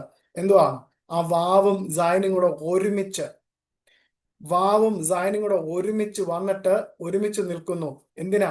അവർ തമ്മിൽ ഒരു പുതിയ ജീവന്റെ ഉടമ്പടിക്ക് കൈ കൊടുത്തുകൊണ്ട് അവരകത്തേക്ക് കടക്കുകയാണ്. അടുത്ത നമുക്ക് 4ാമത്തെ പോയിന്റ് എഴുതാം. Spiritual and scripture and creation എന്നുള്ള ഒരു അർത്ഥം കൊടുക്കാം. ആ ഒരു പോയിന്റ് എഴുതാം. അപ്പോ ഈ ബ്രത്ത് ഓഫ് ദ സ്പിരിറ്റ് അങ്ങനെ ടൈറ്റിൽ എഴുതിയിട്ട് ഞാൻ ഈ പറയുന്ന കാര്യം നിങ്ങൾ എഴുതിക്കോ. Heth represents the inner breath, the റൂഹ ദാറ്റ് റിസീവ് ദ സോൾ. നമ്മൾ ആദ്യത്തെ അധ്യായത്തിൽ കണ്ടു അല്ലെ? എന്താണ് ഭാഷ എന്ന് പഠിക്കുന്ന ആദ്യത്തെ അധ്യായത്തിൽ കണ്ടു. എന്തുവാ കണ്ടേ? നമ്മുടെ ദൈവപിതാവ് വന്നിട്ട് പറഞ്ഞു, let's come and make our own image of man. നമ്മുടെ മനുഷ്യനെ നമ്മുടെ രൂപത്തിലും സദൃശ്യത്തിലും ഉണ്ടാക്കാം. ഉണ്ടാക്കിയിട്ട് എന്ത് ചെയ്തു? നമ്മുടെ മേലേക്ക് റൂഹയെ ഊതി വിട്ടു. അപ്പൊ എന്തു പറ്റി? The head represents the inner breath that receive the soul. അതായത് നമ്മുടെ ആത്മാവ് എന്തു ചെയ്തു? ആ റൂഹേനെ നമ്മൾ ആഞ്ഞു പിടിച്ചു. ആഞ്ഞിങ്ങനെ വലിച്ചെടുത്തപ്പോ നമ്മൾ എന്തായിട്ട് മാറി? നമ്മൾ ഖായിം ആയിട്ട് മാറി. ഞാൻ നേരത്തെ പറഞ്ഞു, ജീവന് പറയുന്ന പേരാണ് ഖായിം. It is a breath that brought Adam to life. ഈ ഒരു റൂഹ ഊതിയപ്പോൾ ആദം ജീവനുള്ള ദേഹിയായിട്ട് മാറി. The same that raised Messiah from the grave. ഇതേ ദൈവത്തിന്റെ ആ ശ്വാസമാണ് നമ്മുടെ വാഴ്ത്തപ്പെട്ട കർത്താവിനെയും ആ മെസ്സിഹായിനെ ആ ഗ്രേവിൽ നിന്നും, ആ ശവകുടീരത്തിൽ നിന്നും ഉയർപ്പിച്ചെഴുന്നേറ്റത്. Heth teachers the secret of passing through the gate. ഈ ഹെത്ത് നമ്മളെ പഠിപ്പിക്കുന്നത് ഒരു മർമ്മമാണ്. എന്താണ്? ആ വാതിലൂടെ കടന്ന് പുറത്തേക്ക് പോകുന്നത്. From darkness to light, from striving to being. ആ കഷ്ടപ്പാടിന്റെ, ആ ബുദ്ധിമുട്ടിന്റെ, ആ ഞെരുക്കത്തിൽ നിന്നും അവിടുന്ന് മാറി മുന്നേറ്റുള്ള ഒരു പ്രയാണം, ഇരുട്ടിൽ നിന്നും വെളിച്ചത്തിലേക്കുള്ള ഒരു പ്രയാണം. It is a call to live in covenant. ഇതെന്തിനാ നമ്മളെ വിളിച്ചിരിക്കുന്നത്? ഈ ക്രോസ് ഓവറിങ് എന്തിനാ നമ്മളെ വിളിച്ചിരിക്കുന്നത്? നമ്മൾ ആദ്യത്തെ അധ്യായത്തിൽ തന്നെ, ഏറ്റവും ഫസ്റ്റ് അധ്യായത്തിലെ കാര്യം ഞാനീ പറയുന്നേ.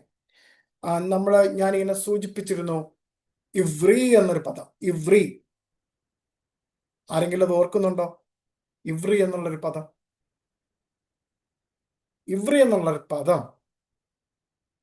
ന്റെ അർത്ഥം അവാർ എന്നുള്ള മൂലപദത്തിൽ നിന്നാണെന്ന് ഞാൻ പഠിപ്പിച്ചു. അവാർ എന്നുള്ള മൂലപദം. എന്താണ് ഈ അവാർ എന്നുള്ള മൂലപദം? കടന്നു പോവുക. എന്തിൽ നിന്നും? മരണത്തിൽ നിന്നും ജീവനിലേക്കുള്ള കടന്നുപോക്ക്. അതുകൊണ്ടാണ് അവാർ ഇവ്രിത്ത് എന്ന് പറയുമ്പോ ഹീബ്രു എന്നുള്ള ആ അർത്ഥം വരുന്നത്. ഒന്നിൽ നിന്നും മറ്റൊന്നിലേക്ക് കടന്നു പോവുക. അത് കടന്നുപോയതിന്റെ നിഴല് കാണിച്ചു തന്നത് അബ്രഹാം ആയിരുന്നു. നമ്മുടെ ബഹുമാന്യനും ആദരണീയനുമായ ബൈബിളിലേറെ വ്യക്തിത്വത്തിന് ഉടമയായ അബ്രഹാം അത് കാണിച്ചു തന്നു. ഈ ഒരു കടന്നു പോക്കലാണ് പുതിയ നിയമത്തിലൂടെ വന്ന് കർത്താവ് മരണത്തിൽ നിന്നും ജീവനിലേക്കുള്ള ആ കടന്നുപോക്ക് യാഥാർത്ഥ്യമാക്കി തന്നു, പൊരുളാക്കി തന്നത്. ഇന്ന് ആ പൊരുൾ നമ്മളിലേക്ക് വരുവാണ്. എന്താണ്?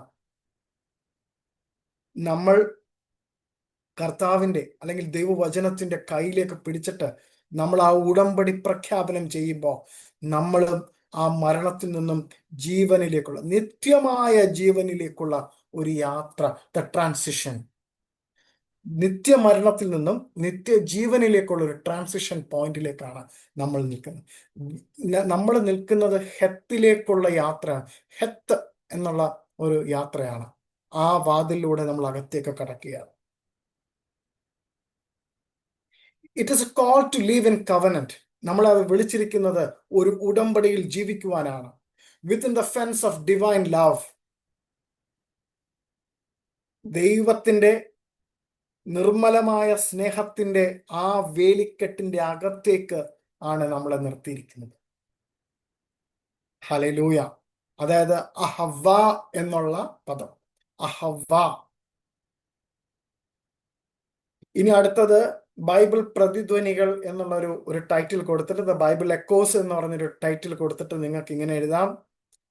ഉൽപ്പത്തി പുസ്തകം 2:7. Yahweh God breathed into his nostrils the breath of life. Neshama Kai. Breath of life. അതായത് ജീവശ്വാസം. നെഷമ ഖായി എന്നാണ് അതിന് പറയുന്നത്. നെഷമ ഖായി. അതേപോലെ തന്നെ നമുക്ക് എഴുതാൻ പറ്റുന്ന അടുത്ത വാക്യമാണ് പുറപ്പാട് പുസ്തകം 12-ാം അധ്യായം അതിന്റെ 7-ഉം 13-ഉം വാക്യങ്ങൾ. യോഹന്നാൻ 10:9. റോമർക്ക് എഴുതിയ ലേഖനം 6:4. ഇത്രയും എഴുതിയോ? അപ്പോ ഹെത്ത് എന്ന് പറയുന്നത് കൃപയുടെ ഒരു കവാടമാണ്, ഉടമ്പടിയുടെ ഒരു വാതിലാണ്. ഇവിടെ പുനരുത്ഥാനത്തിന്റെ ശക്തിയിൽ നമുക്ക് ദൈവത്തിന്റെ നിശ്വാസത്തെ നമുക്ക് കാണുവാൻ കഴിയും ഹെത്തല്. അടുത്തത് നമുക്ക് പഠിക്കാനുള്ളത് ഇന്നത്തെ അവസാനത്തെ അക്ഷരം ടെത്ത് എന്നുള്ള അക്ഷരമാണ്. ഞാൻ ഇവിടെ അത് പ്രസന്റ് ചെയ്യാം. ഒരു നിമിഷം സജി പാസ്റ്ററെ ഒന്ന് ഹോൾഡ് ചെയ്യാമോ?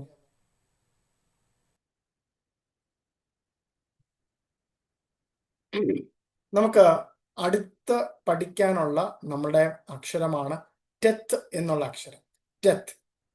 അപ്പോ ടെത്തിനെ കുറിച്ചിട്ട് ഞാൻ കാണിക്കാം, നമ്മുടെ സ്ലൈഡ് ഷോ കാണിക്കാം. അപ്പോൾ കൂടുതൽ മനസ്സിലാകും അതെങ്ങനെ എഴുതണം എന്നുള്ളത്.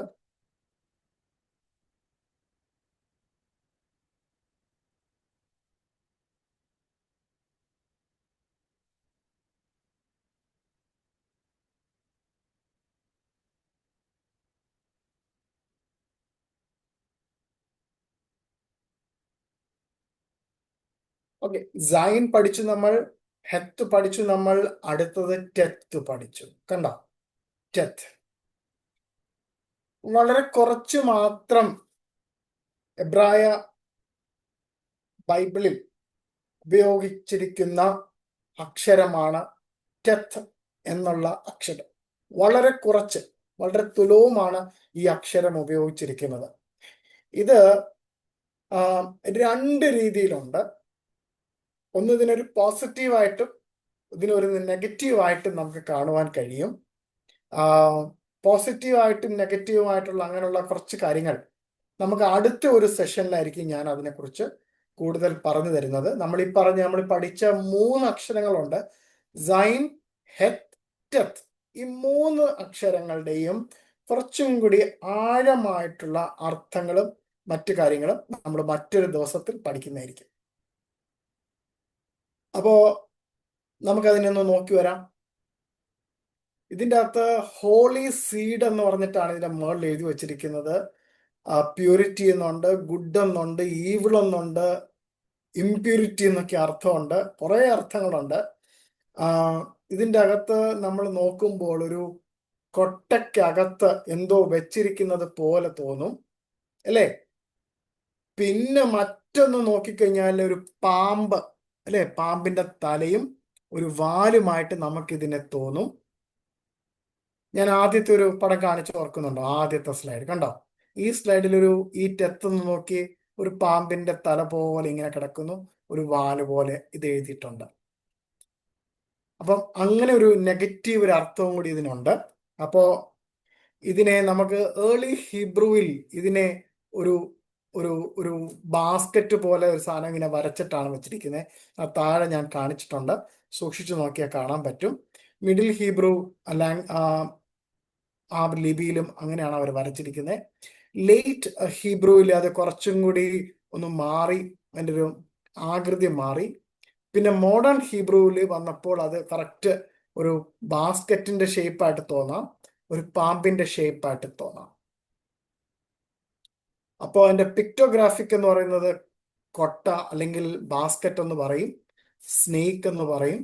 മീനിങ് എന്ന് പറയുന്നത് സറൗണ്ടഡ്, ചുറ്റി വരിഞ്ഞ, അല്ലെങ്കിൽ കണ്ടെയ്നർ എന്നുള്ളൊരു ഒരു അർത്ഥമുണ്ട്, സ്റ്റോർ എന്നുള്ളൊരു അർത്ഥമുണ്ട്, സ്നേക്ക് എന്നൊരു അർത്ഥമുണ്ട്, പാമ്പ് സർപ്പം എന്നൊരു അർത്ഥമുണ്ട്, മഡ് ചെളി എന്നൊരു അർത്ഥമുണ്ട്. വിവിധ തരത്തിലുള്ള അർത്ഥങ്ങളുണ്ട്. ഞാൻ ഏകദേശം ഒരു 3-4 ഒക്കെ ഇവിടെ പറയുന്നുള്ളൂ. കുറേ അർത്ഥങ്ങൾ ഓരോ അക്ഷരത്തിനുമുണ്ട്. അപ്പൊ അതിന്റെ ന്യൂമറിക്കൽ വാല്യൂ 9. കണ്ടോ? ഇവിടെ നിങ്ങൾക്ക് കാണാൻ പറ്റും വില 9. ശബ്ദം ട് എന്നുള്ള ശബ്ദമാണ്, ടെത്ത്. അത് ട് എന്നുള്ള രീതിയിലാണ് വായിക്കേണ്ടത്. ചിത്രാക്ഷര ശബ്ദാർത്ഥം എന്ന് പറയുമ്പോൾ അതിന് പിക്ചർ വേർഡ് പാമ്പ് എന്നൊരർത്ഥമുണ്ട്. അർത്ഥം സർപ്പന്റ് എന്നും കൂടെ ഒരർത്ഥം. നമുക്ക് എഴുതേണ്ടത് ഈ ബുക്ക് പ്രിന്റ് സ്റ്റൈൽ ആയിട്ടാണ് എഴുതേണ്ടത്. ഇവിടെ ഞാൻ അതിൻ്റെ ഒരു പടം താഴെ കൊടുത്തിട്ടുണ്ട് എങ്ങനെ വരയ്ക്കണമെന്ന്. വളരെ എളുപ്പത്തിൽ അങ്ങനെയും വരയ്ക്കാം. എന്നാൽ ആ മേളിൽ ഒരു ചെറിയൊരു ചുനിപ്പും കൂടി ഇടുന്നത് നന്നായിരിക്കും ടെത്ത് എഴുതുമ്പോൾ. ഞാൻ കാണിച്ചു തരാം. കണ്ടോ? ഇത് ഹെഡ്, കണ്ടോ? ഹെഡ്, ടെയില്, കണ്ടോ? ഇവിടെ ഹെഡ് വരും, ടെയില് വരും ഇപ്പുറത്ത്, കണ്ടോ?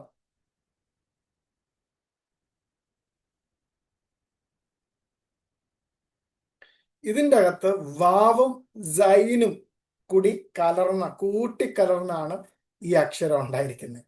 ഈ അക്ഷരം എന്ന് പറയുന്നത് വാവും സൈനും കൂടി ജോയിന്റ് ചെയ്തിട്ടുള്ള ഒരു അക്ഷരമാണ്. ഇറ്റ് റിസംബ്ലിങ് എ സ്നേക്ക്, ഒരു പാമ്പിന്റെ രൂപമാണ് ഇവിടെ കിട്ടുന്നത്.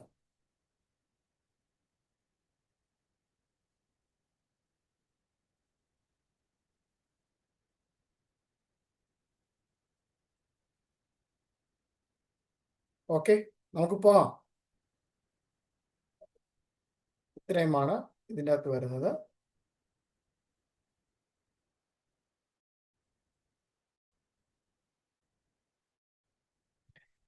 ഇതിന്റെ ടൈറ്റിൽ നിങ്ങൾ ഇങ്ങനെ എഴുതിക്കോ, the hidden goodness of God, ദൈവത്തിന്റെ അദൃശ്യമായ നന്മ എന്ന് എഴുതിക്കോ. ദ ടെത്ത് എന്ന് എഴുതിയിട്ട് ദൈവത്തിന്റെ അദൃശ്യമായ അല്ലെങ്കിൽ ഒളിപ്പിച്ചു വെക്കപ്പെട്ട നന്മ എന്ന് എഴുതിക്കോ. Pictographic symbol. In ancient Hebrew, death looked like a basket or a coiled serpent, something curved or enclosed. ഈ പുരാതന എബ്രായ ആ അക്ഷരം ടെത്തിനെ നമുക്ക് നോക്കുമ്പോൾ നമുക്ക് എന്തായിട്ടാണ് കാണാൻ കഴിയുന്നത്? ഒരു ബാസ്ക്കറ്റ് ആയിട്ട് കാണാൻ കഴിയും, അല്ലെങ്കിൽ ചുറ്റി വരുന്നൊരു സർപ്പം ആയിട്ട് കാണാൻ കഴിയും. അതേപോലെ തന്നെ ഇങ്ങനെ വളഞ്ഞ് കർവ്ഡ് ആയിട്ടിരിക്കുന്ന, എൻക്ലോസ്ഡ് ആയിട്ടിരിക്കുന്ന ഒരു കണ്ടെയ്നർ ആയിട്ട് തോന്നും. അതേപോലെ തന്നെ വളരെ ആ ചിത്രത്തിന്റെ ഞാനൊരു ചിത്രം ആദ്യം കാണിച്ചപ്പോ ആ ടെത്തിന്റെ അകത്തൊരു കുഞ്ഞിനെ വെച്ചിട്ടുണ്ട്, ഒരു ഗർഭപാത്രത്തിന്റെ ആകൃതി അതിനുണ്ട്. It symbolises A container, womb or A hidden vessel. ഒരു കണ്ടെയ്നർ ആയിട്ട് ഗർഭപാത്രമായിട്ട്, അതല്ലെങ്കിൽ ഒരു എന്താ പറയാ, ഒരു ഹിഡൻ വെസൽ, ഒളിപ്പിച്ചു വെക്കാൻ പറ്റുന്ന ഒരു പാത്രമായിട്ട് അതിനെ നമുക്ക് കാണുവാൻ കഴിയും. A place where something precious is protected and waiting. ഇതിൻ്റെ ഒരു അർത്ഥം എന്ന് പറയുന്നത് വളരെ പ്രഷ്യസ് ആയിട്ടുള്ള എന്തിനെയോ സൂക്ഷിച്ചു വെക്കുവാനും അതിന് ആ സൂക്ഷിച്ചു വെച്ചത് പുറത്തേക്ക് വരാൻ കാത്തിരിക്കുന്ന ഒരു ചിത്രം അല്ലെങ്കിൽ ഒരു അർത്ഥം ഈ ടെത്തിനുണ്ട്. It also resembles the coiling of serpent. ഒരു സർപ്പത്തിന്റെ ഒരു ആകൃതിയിൽ ഉള്ളത് കൊണ്ട് അതിൻ്റെതായിട്ടുള്ള ഒരു രൂപം നമുക്കതിൽ കാണുവാൻ കഴിയും. Reminding us that goodness and evil often being intertwined and must be discerned through spirit. ഈ നമ്മൾ കാണുമ്പോൾ ഈ ടെത്തിനിങ്ങനെ വളഞ്ഞു പിരിഞ്ഞ് കാണുമ്പോൾ അതിൻ്റെ അകത്ത് നന്മയും തിന്മയും കൂടി ഇങ്ങനെ ചുറ്റി പിണഞ്ഞ് കിടക്കുന്നതായിട്ട് കാണും. ചിലപ്പോഴൊക്കെ നമ്മുടെ ജീവിതത്തിലും ചില കാര്യങ്ങൾ വരുമ്പോൾ നമുക്ക് തോന്നും നന്മയായിരിക്കാം അല്ലെങ്കിൽ തിന്മയായിരിക്കാം. നമുക്കറിയത്തില്ല ഏത് തിരഞ്ഞെടുക്കണം, എന്ത് തരത്തിലുള്ള തീരുമാനത്തിലേക്ക് നമുക്ക് പോകണമെന്ന്. ഇവിടെയാണ് നമുക്ക് ഡിസേൺഡ് സ്പിരിറ്റിന്റെ, വിവേചനത്തിന്റെ ആത്മാവിനെ നമുക്ക് വേണമെന്ന് പറയുന്നത്. വിവേചനത്തിന്റെ ആത്മാവ് എവിടെയാണോ ശരി, എന്താണോ ശരി, എവിടെയാണോ അതിന് പരിശുദ്ധ റൂഹയുടെ അധികമായിട്ടുള്ള കൃപ നമുക്ക് ആവശ്യമാണ്. എന്താണ് ശരി, എന്താണ് തെറ്റ് എന്ന് വിവേചിച്ചറിയുവാനുള്ള ഒരു കൃപ, ആത്മാവിന്റെ കൃപ. നമുക്ക് അടുത്ത പോയിന്റിലേക്ക് പോകാം. മാത്തമാറ്റിക്കൽ എന്ന് എഴുതിയിട്ട് നമ്പർ 9 എന്ന് എഴുതണം. അപ്പോ death is equal to 9, the number of birth and fruitfulness. അപ്പോ 9 എന്ന് പറയുമ്പോൾ ഒരു ജനനം അല്ലെങ്കിൽ സമൃദ്ധി എന്നുള്ളൊരു അർത്ഥം അതിനുണ്ട്. ദ നമ്പർ ഓഫ് ബേർത്ത്, ജനനം അല്ലെങ്കിൽ പിറവി എന്നൊരു അർത്ഥം വരുന്ന ഒരു അർത്ഥം ഈ 9 എന്നുള്ള ആ വാല്യൂവിനുണ്ട്. അതേപോലെ സമൃദ്ധി എന്നുള്ള ഒരു അർത്ഥമുണ്ട്. A woman carries life for 9 months, symbolic of divine cycle of gestation and emergency. നമുക്ക് 9 എന്നുള്ള ഒരു എന്താണ്, 9 മാസം വേണം അല്ലേ ഒരു കുഞ്ഞ് ഒരു അമ്മയുടെ ഗർഭപാത്രത്തിൽ കിടന്ന് ഉരുവം പ്രാപിച്ച് ഒരു കുഞ്ഞായിട്ട് വരുന്നതിന്, ആ എംബോറിയം അല്ലേ, ഒരു കുഞ്ഞായിട്ട് മാറാൻ 9 മാസം എടുക്കും. Also 9 also represents truth revealed after testing. അതായത് ഒരു പരീക്ഷ കഴിഞ്ഞ് ആ സത്യത്തെ റെപ്രസെന്റ് ചെയ്യുന്നത് 9 എന്നുള്ളൊരു അക്കമുണ്ട്. The hidden seed breaking open into life. ഒരു വിത്ത് ഒരു വിത്ത് ഭൂമിയുടെ അടിയിൽ കിടന്ന് അത് പൊട്ടി പുതിയൊരു ജീവിതത്തിലേക്ക് നാമ്പെടുക്കുന്നതും ആ 9 എന്നുള്ളൊരു അർത്ഥം അതിനുണ്ട്. അതേപോലെ തന്നെ എബ്രായ അക്ഷരമാലയിലെ അവസാനത്തെ അക്ഷരം, എബ്രായ അക്ഷരമാലയിലെ അവസാനത്തെ അക്ഷരമാലയായിട്ടുള്ള തൗ എന്നുള്ള അക്ഷരം എഴുതുന്നത് ഈ ഇപ്പോൾ നമ്മൾ എഴുതിയ ടെത്ത് ആണ് ആദ്യം എഴുതുന്നത്. ടെത്ത് ആണ് എഴുതുന്നത്. അതിന് ഗുഡ് എന്നുള്ള അർത്ഥമാണ്. തൗ എന്ന് പറഞ്ഞാൽ നന്മ അല്ലെങ്കിൽ ഗുഡ് എന്നാണ് അർത്ഥം. അപ്പോ begins with death, showing that the true Tao is often hidden with struggle. ഈ ടെത്തിനെ കാണിക്കുന്നത് ഈ ടൗ എഴുതുമ്പോൾ, ടെത്ത് എഴുതുമ്പോൾ അവസാനം ആദ്യം എഴുതിയിരിക്കുന്ന അക്ഷരം എന്ന് പറയുന്നത് ഈ നമ്മളിപ്പോ പഠിച്ചുകൊണ്ടിരിക്കുന്ന ഈ അക്ഷരമാണ്. ഇതെന്തിനെയാണ് കാണിക്കുന്നത്? ടെത്തിന് എന്തിനെയാ കാണിക്കുന്നത്? ടെത്ത് പലതരത്തിലുള്ള പ്രശ്നങ്ങളും ആ സ്ട്രഗിളും ആ പരീക്ഷണങ്ങളും ഒക്കെ കടന്ന് അവസാനം ആ നന്മ വെളിച്ചത്തിലേക്ക് കൊണ്ടുവരുവാൻ കാണിക്കുന്ന ഒരു പ്രതീകമായിട്ട് കൂടി ഈ അക്ഷരം കാണിക്കുന്നുണ്ട്. മൂന്നാമത്തെ പോയിന്റ് പ്രോഫറ്റിക് ലെയേർഡ് മീനിങ്. അതിൻ്റെ അകത്ത് നമുക്ക് കാണുവാൻ കഴിയും, death teaches that what seems dark or painful often conceals God's deeper good. നമ്മളെ ഡെത്ത് പഠിപ്പിക്കുന്ന കുറേ കാര്യങ്ങളുണ്ട്. നമ്മുടെ ജീവിതം വളരെ ദുസ്സഹവും വളരെ വേദനാജനകവുമായ കാര്യത്തിലൂടെയൊക്കെ കടന്നു പോകുമ്പോഴും ദൈവത്തിൻ്റെ നന്മ നമുക്ക് ഇതിലെല്ലാം കാണുവാൻ കഴിയും.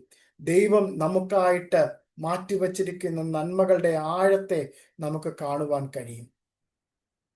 ഉൽപ്പത്തി പുസ്തകം 1:4 നമുക്ക് കാണുവാൻ കഴിയുന്നത്, God so the light that it was good എന്ന് നമുക്ക് കാണുവാൻ കഴിയും, അല്ലേ? വെളിച്ചം ഉണ്ടാകട്ടെ എന്ന് പറഞ്ഞു, എഹിയ ഓർ എന്ന് പറഞ്ഞു. അപ്പോൾ വെളിച്ചമുണ്ടായി. അപ്പോൾ വെളിച്ചത്തിൽ നോക്കിയിട്ട് ദൈവം പറഞ്ഞു, വെളിച്ചം നല്ലതെന്ന് പറഞ്ഞു. അവിടെ ആദ്യം ഉപയോഗിച്ചിരിക്കുന്ന പദം ടെത്ത് എന്നുള്ള പദമാണ്. അതായത് തൗ എന്നുള്ള അക്ഷരമാണ്, വാക്കാണ് ഉപയോഗിച്ചിരിക്കുന്നത്. ഗുഡ് എന്ന് പറഞ്ഞാൽ തൗ എന്നാണ്. അവിടെ ആദ്യം ഉപയോഗിച്ചിരിക്കുന്ന ടെത്ത് എന്നുള്ള അക്ഷരമാണ് ഉപയോഗിച്ചിരിക്കുന്നത്.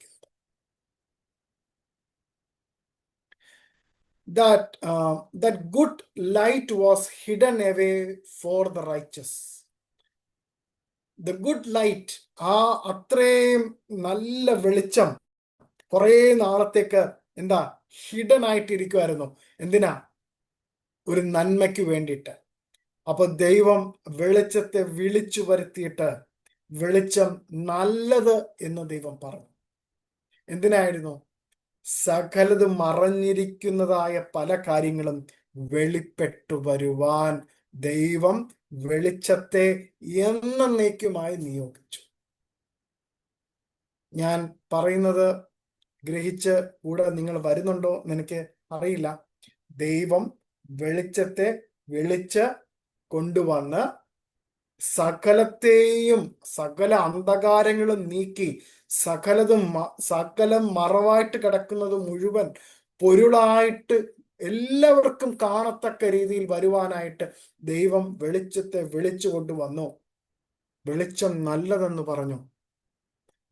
ആ വെളിച്ചമാണ് സകലത്തെയും നീതിയിലേക്കും സകലത്തെയും സ്വാതന്ത്ര്യത്തിലേക്കും സകലത്തെയും വെളിച്ചത്തിലേക്കും ദൈവത്തിന്റെ വെളിച്ചത്തിലേക്ക് നമ്മളെ ആനയിക്കുന്നത്. ഇതൊരു യഹൂദ പഠനമാണ് ഞാൻ പറഞ്ഞത്. The good light was hidden away for the righteous to be revealed in the world to come. ഈ ലോകത്തിലേക്ക് ആ വെളിച്ചം ഒഴുകി വരേണ്ടത് വളരെ വളരെ ആവശ്യമുണ്ടായിരുന്നു.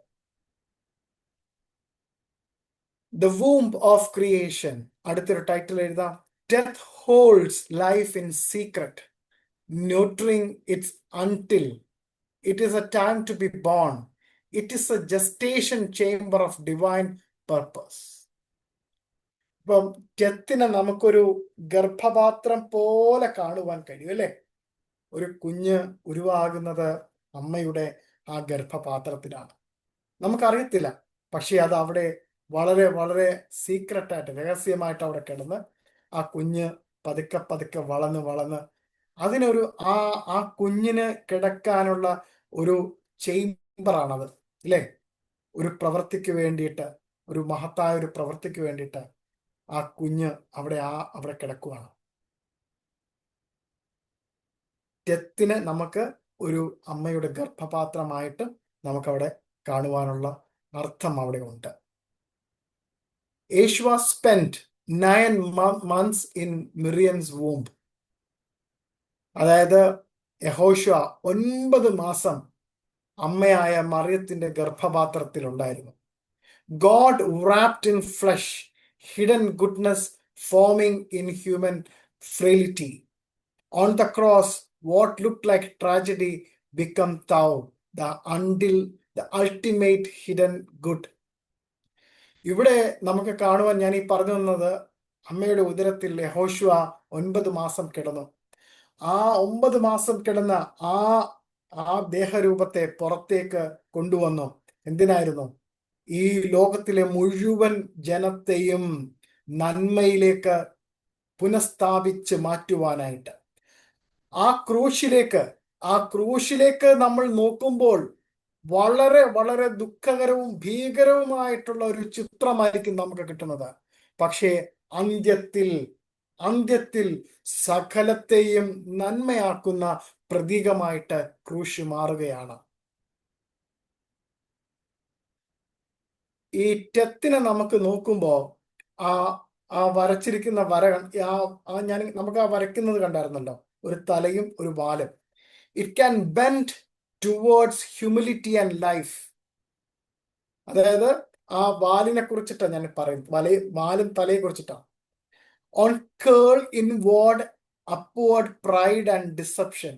അതായത് ഞാൻ നേരത്തെ പറഞ്ഞു, ഇതൊരു നെഗറ്റീവായിട്ടും പോസിറ്റീവായിട്ടുള്ള ഒരു അക്ഷരമാണ്. അതായത് ഒന്നെന്ന് പറയുന്ന തല വളച്ചിങ്ങനെ നിൽക്കുന്ന ഒരു ഇത് കാണുന്നുണ്ട് നമുക്ക് ആ അക്ഷരത്തില്. അതെന്ന് പറയുന്നത് താഴ്മയുടെയും ജീവന്റെയും ഒരു പ്രതീകമായിട്ടും, അതായത് അതിന്റെ വാലിങ്ങനെ ഉയർത്തി നിൽക്കുന്നുണ്ട്, അതെന്ന് പറയുന്നത് നിഗളത്തിന്റെയും തിന്മയുടെയും പ്രതീകമായിട്ട് അതിനെ കാണുവാൻ കഴിയും. അതുകൊണ്ടാണ് ഞാൻ പറഞ്ഞത്, ആ പ്രത്യേകിച്ച് ടെത്തിന് ഒരു നെഗറ്റീവിന്റെയും പോസിറ്റീവിന്റെയും ആയിട്ടുള്ള ഒരു ഫീലുള്ള ഒരു അക്ഷരമാണ്. നമുക്ക് 4ാമത്തെ പോയിന്റ് എഴുതാം. സ്ക്രിപ്ചറൽ.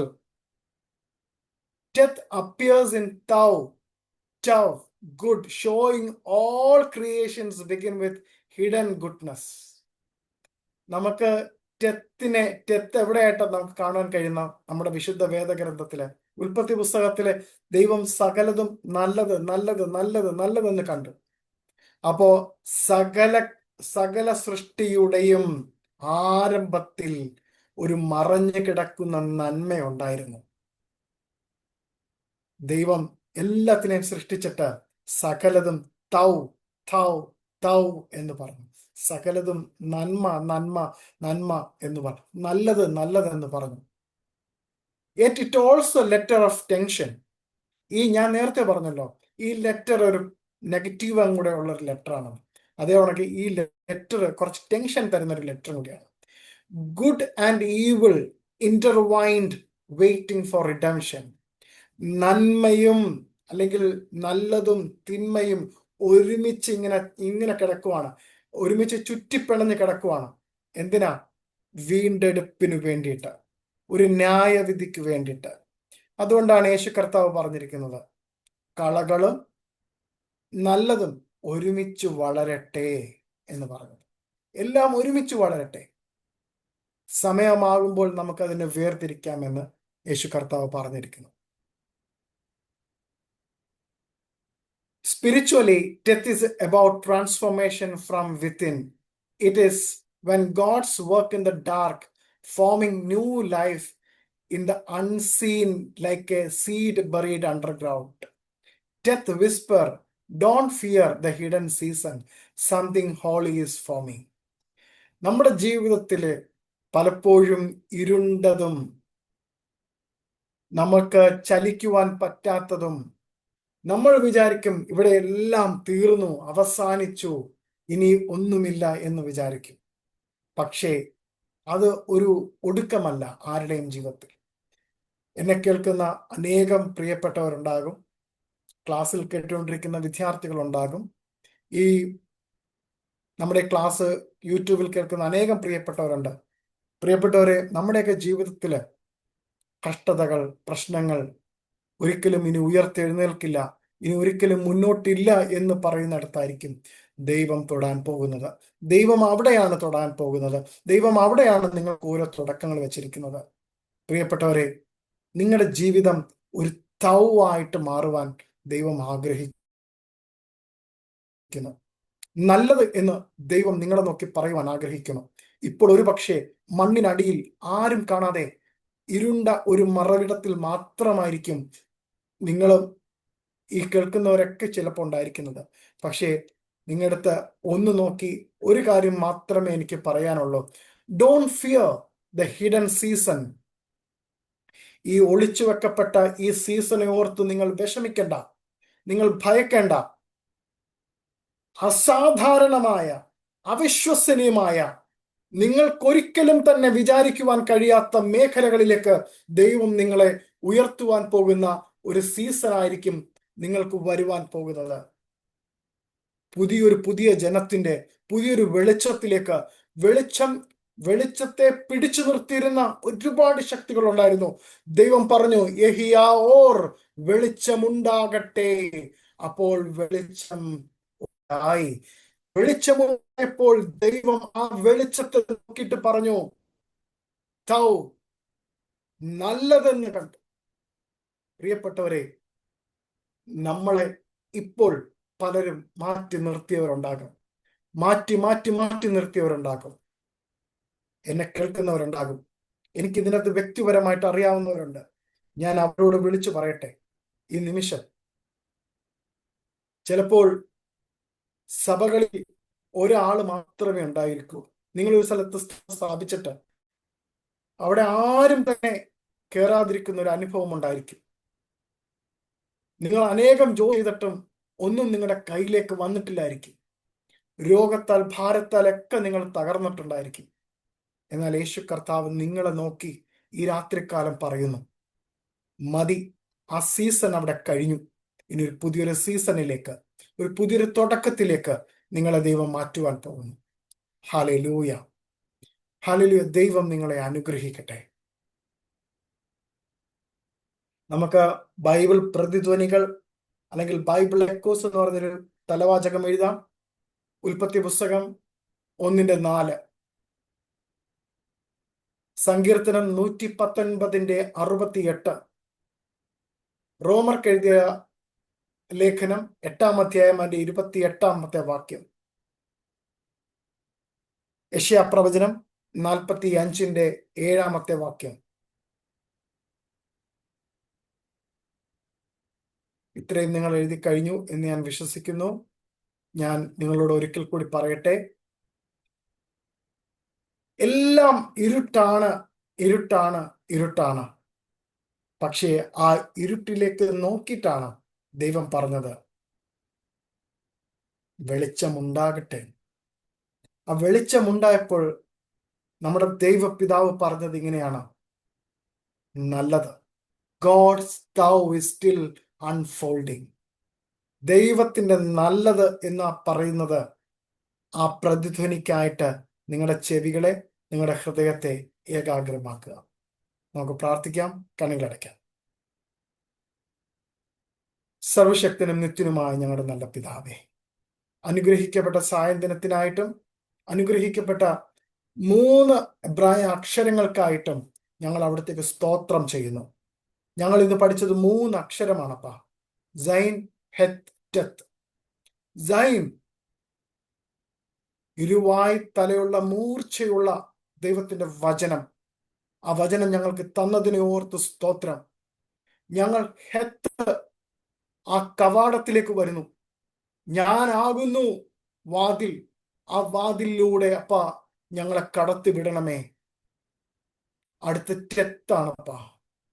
പലപ്പോഴും ഞങ്ങളുടെ ജീവിതത്തിൽ നന്മ ഏതാണ്, തിന്മ ഏതാണെന്ന് ഞങ്ങൾക്ക് തിരിച്ചറിയാൻ പറ്റാതെ കുഴങ്ങി നിൽക്കുമ്പോൾ വിവേചനത്തിന്റെ ആത്മാവിനാൽ ഞങ്ങളെ നിറച്ച് ദൈവം ആഗ്രഹിക്കുന്ന തലത്തിലേക്ക് നടന്നു പോകുവാൻ ഞങ്ങളെ സഹായിക്കണമേ. ഞങ്ങളുടെ മുമ്പിലേക്ക് ദൈവത്തിന്റെ വെളിച്ചം പ്രകാശിക്കട്ടെപ്പാ. ഇരുളായി കിടന്നതെല്ലാം, മറവായി കിടന്നതെല്ലാം തെളിഞ്ഞു കണ്ട് ആ തെളിവിലൂടെ പ്രകാശിതമായി നടക്കുവാൻ ഞങ്ങളെ സഹായിക്കണമേ. ദൈവമേ, അവിടുത്തെ മുഖത്തേക്ക് ഞങ്ങൾ നോക്കുന്നു. അവിടുത്തെ മുഖത്തേക്ക് നോക്കിയവർ ആരും ലജ്ജിതരായിട്ടില്ല. അവരുടെ മുഖം പ്രകാശിതമായെന്ന അവിടുത്തെ തിരുവചനം ഞങ്ങളോട് പ്രസ്താവിക്കുന്നല്ലോ. ആ തിരുവചനം നോക്കി, ആ പ്രസ്താവനയിൽ നിന്നുകൊണ്ട് അവിടുത്തെ മുഖത്തേക്ക് നോക്കി ഒരിക്കലും ഈ ഭൂമിയിൽ ലജ്ജിതരായി പോവാതെ നടക്കുവാൻ നീ ഞങ്ങളെ അവിടുന്ന് സഹായിക്കണമേ എന്ന് പ്രാർത്ഥിക്കുന്നു. ദൈവപിതാവേ, ഞങ്ങളെ അവിടുന്ന് സഹായിക്കണമേ എന്ന് പ്രാർത്ഥിക്കുന്നു. ഈ പ്രിയപ്പെട്ടവരുടെ ശുശ്രൂഷകളെ, കുടുംബജീവിതത്തെ, വ്യക്തി ജീവിതത്തെ, ആത്മീയ ജീവിതത്തെ, കർത്താവെ, ഹല്ലേലൂയ, പഠനവുമായി ബന്ധപ്പെട്ട ജീവിതത്തെ എല്ലാം അനുഗ്രഹിക്കണമേ.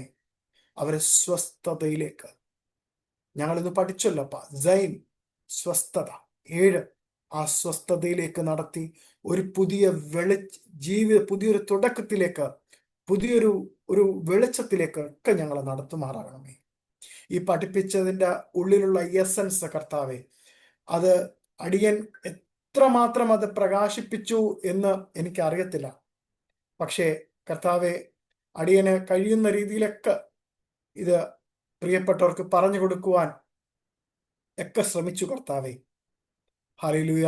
എല്ലാവരെയും സഹായിക്കണം, എല്ലാവരുടെയും കുടുംബജീവിതത്തെ അനുഗ്രഹിക്കണം, എല്ലാവരുടെയും ആത്മീയ ജീവിതത്തെ അനുഗ്രഹിക്കണം, എല്ലാവരുടെയും ശുശ്രൂഷാ മണ്ഡലങ്ങളെ അനുഗ്രഹിക്കണം. പ്രത്യേകിച്ച് ഞങ്ങൾക്ക് ഈ സൂം പ്ലാറ്റ്ഫോം ഒരുക്കി തരുന്ന ഷലോം ഗ്ലോബൽ മിനിസ്ട്രിയുടെ അധ്യക്ഷനും സഭാ ശുശ്രൂഷകനുമായ സജിത് പാസ്റ്ററിനെയും കുടുംബത്തെയും അവരുടെ ഹല്ലേലൂയ ആ ചർച്ചിന്റെ എല്ലാ പ്രിയപ്പെട്ടവരെയും ഓർത്ത് പ്രാർത്ഥിക്കുന്നു.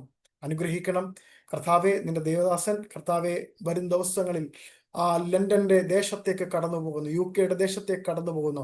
പ്രിയപ്പെട്ട നിന്റെ മകനെ അനുഗ്രഹിക്കണമേ. രക്തത്താൽ ഞങ്ങൾ വിമാനത്തിലും സീറ്റിലും ഒക്കെ ഞങ്ങൾ രക്തത്താൽ മുദ്രയിട്ട് പ്രാർത്ഥിക്കുന്നു. പോകുന്ന വഴിയിലും വരുന്നതിലെല്ലാം ദൈവത്തിന്റെ കൃപയും സാന്നിധ്യത്തിലുമായിരിക്കണമേ എന്ന് പ്രാർത്ഥിക്കുന്നു. ഏവരെയും അനുഗ്രഹിച്ചാട്ടെ, ഏവരെയും സമൃദ്ധമായി അനുഗ്രഹിച്ചാട്ടെ. ആമേൻ, ആമേൻ, ആമേൻ. ഷലോം.